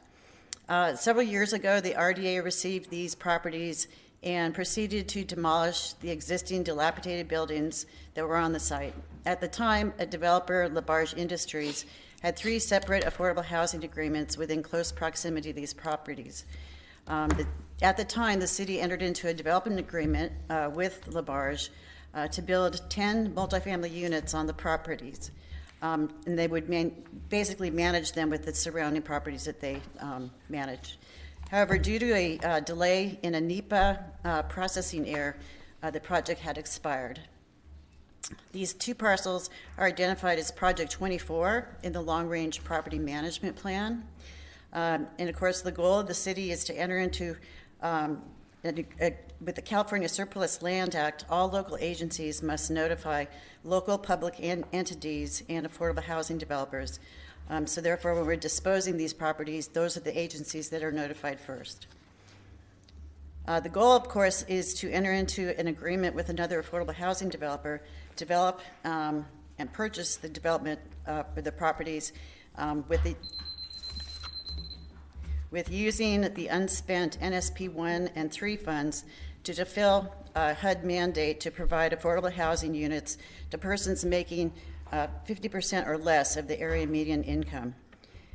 In addition, it disposes property identified in the Long Range Property Management Plan. Once a developer is selected, the city will proceed with a development agreement to gain entitlements and construct between 8 and 10 affordable housing units. The executive director has already ordered an appraisal to ensure it will be sold at fair market value, and so therefore staff is recommending the approval of this resolution. I'm happy to answer any questions if you have. All right, thank you. First, Madam Clerk, is there anyone wanting to speak on the item? No. Okay. Mayor Pro Tem Scott. I think these guys don't want you talking or something. I know. Beepers going off. Anyway, I think we all know what this is. I'm going to move approval. I'll second. Okay, it's been moved by Mayor Pro Tem Scott, seconded by Councilmember Trujillo. There's no objections. That motion carries. Thank you. Thank you so much. Have a good night. Okay, good night. Thank you. Now, the last item is the grant. Yay! Yay! Barbara, you got my timer on? You gonna do something? All right. Good evening, Mayor, Mayor Pro Tem, and members of the council. The item before you is to authorize the submission of a grant application for the 2022 Omnitrans Measure I Regional Mobility Partnership Program in the amount of $487,750. The grant covers 2 years and does require a grant match, which we would need to allocate $77,350 if we're awarded. We're going to submit 2 grant applications. One will be for transportation of our senior and disabled community members for adventures in the city of Rialto, to go from medical appointments to shopping to the senior center. And then the second application will be for bus passes where the seniors or disabled community could come to our recreation facilities and pick them up there. As long as they met the qualifications. The grant is due on April 14th by 4 p.m. So we are burning the midnight oil, and I'm here for any questions. Okay. It's a good thing you're still awake then. Do you have any questions? No. Move approval. Well, Second. And I just want to say a comment that I said, yay, finally. I mean, you know, this has been a long journey. We bought 3 surplus buses. What did you do with those buses? You need to ask Fleet. Somebody owes $1,500 towards this. But I want to say to the point that Ms. Camacho said earlier about something else. This was quick. We did go out and saw somebody else's application and, you know, dusted off, and we're able to burn the midnight oil and get this in time. So. And thank you so much, because I think all the other cities on the Omnitrans board were talking about their projects. And yes. Finally, yes. we got something in the queue. Right. And so, and I know that you had also raised concern about it, and I as well, and saw that we had not seen it, but this is so needed. And I'm glad that you are adding the bus portion in there, and I'd also ask if we could expand. I believe that there are also the ability to get free passes for students. And I don't know how that, but if we are going to be able to provide a service in our city, we should be able to figure out how we can also provide or assist with getting the bus passes for when students are traveling. They currently have a program with the school districts on that.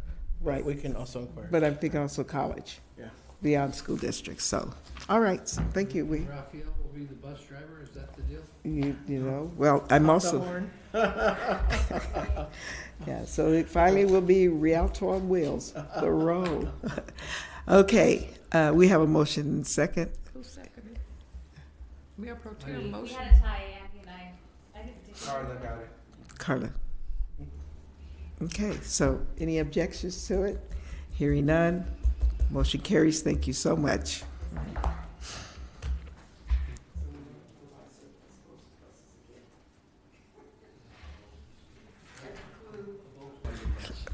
That concludes all the business for this evening, and we will start with reports. If Mr. Carasalis, would you like to add anything? So, I think you guys have did some a things. request. I have a request for. I know that lately I've been seeing a little bit more. The graffiti around our city has been probably, I don't know what the workload is right now, but it's been taking a little bit longer to remove some of the graffiti just around the city. So I'd like to get a report next meeting on what the team is doing, and if there's a backlog or some stats on some of the calls that we've been getting and how we're working to make sure that our city continues to look nice, and that we're attacking this graffiti as soon as it comes up. So that's all I have today, Madam Mayor. Thank you. Okay. Councilmember Trujillo. I just want to wish my wife a happy birthday this week. Love you. Thank you. Okay. Councilmember Perez. I'd like to actually wish Mayor Pro Tem a happy belated birthday. We were not here, his was last week, and I had a birthday? you did. And we had cake for it. Anything else? Also, just on the topic earlier about the trash in the shopping centers, I've actually heard from several folks about different issues, including the Walgreens on Cedar and Foothill. But I know that's been an ongoing issue with several of the shopping centers in the community. So if we can maybe start working on getting them to, clean up the city, help us out. That it? That's it? Mayor Pro Tem?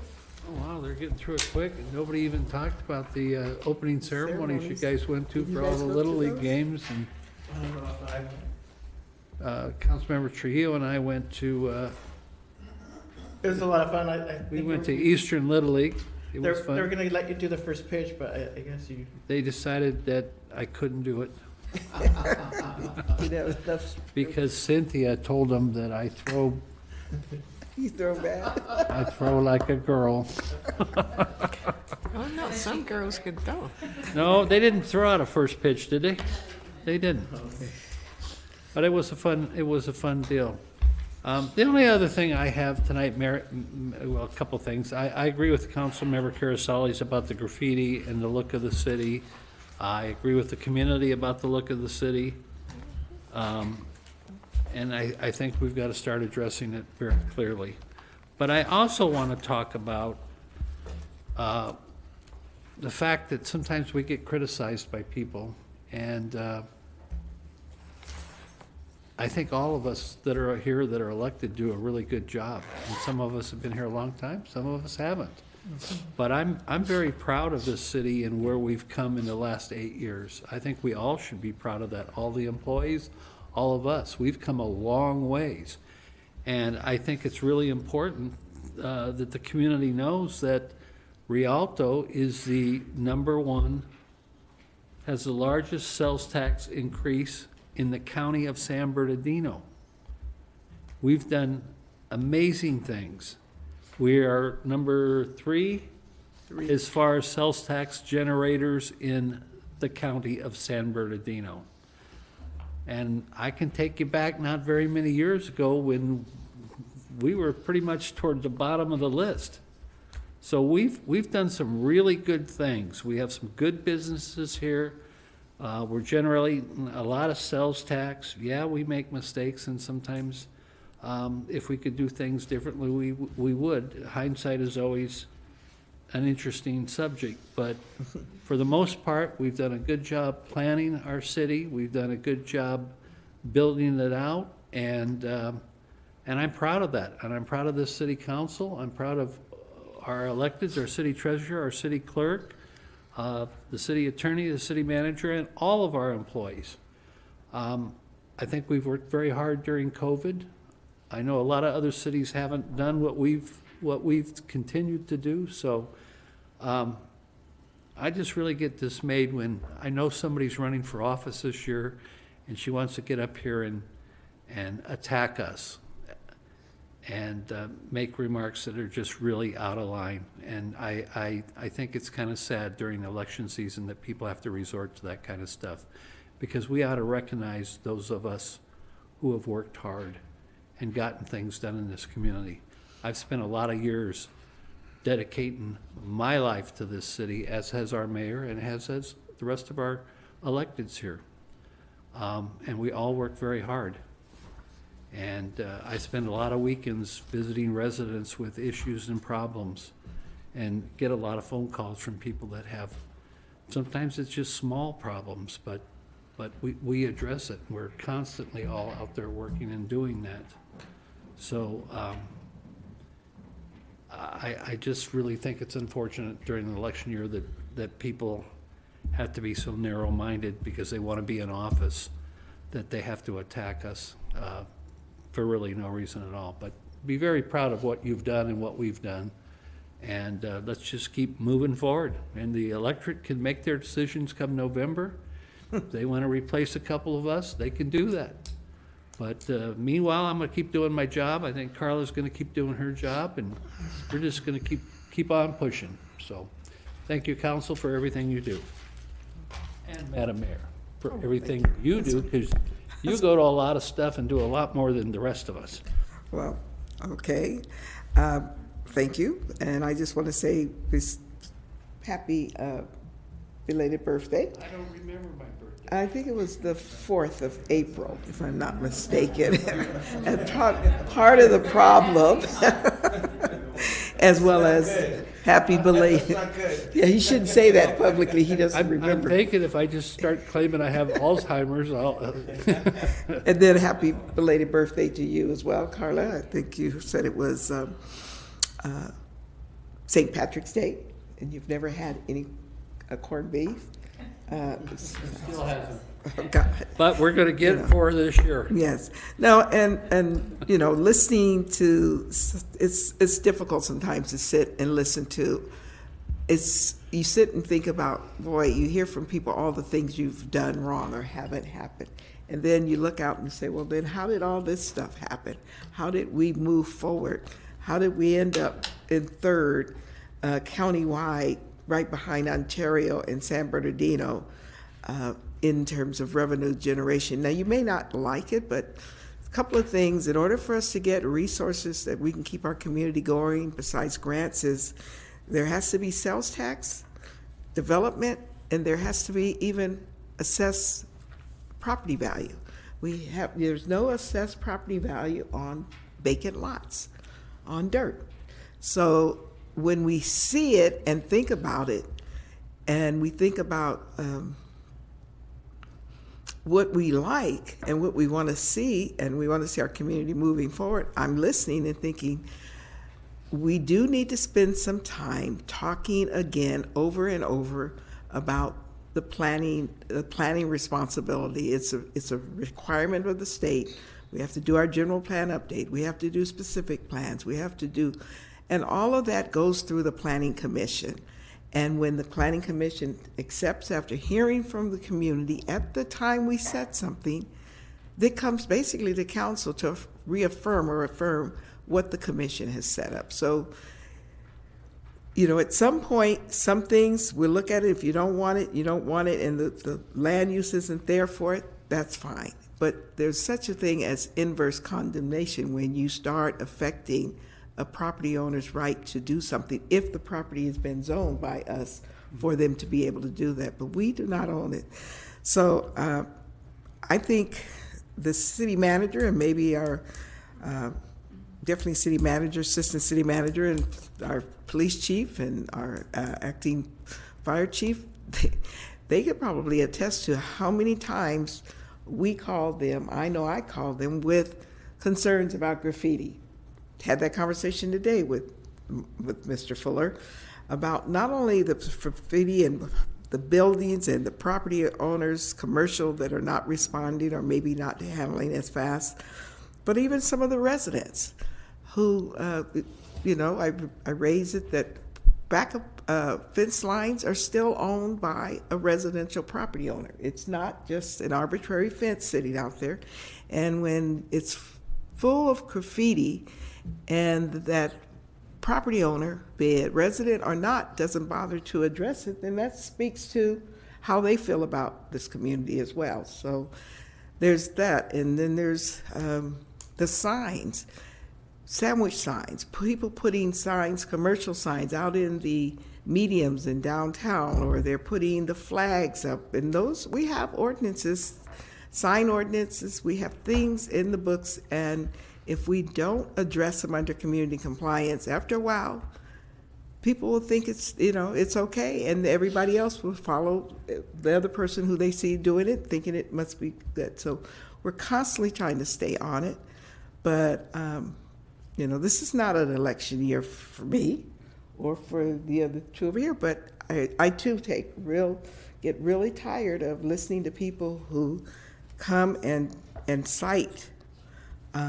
specific areas and make it seem like it's a problem, as if the rest of us up here don't have some history in some of the areas or expertise in some of those same very areas. So take it with a, you know, they say you're supposed to have broad shoulders and take it with a grain of salt.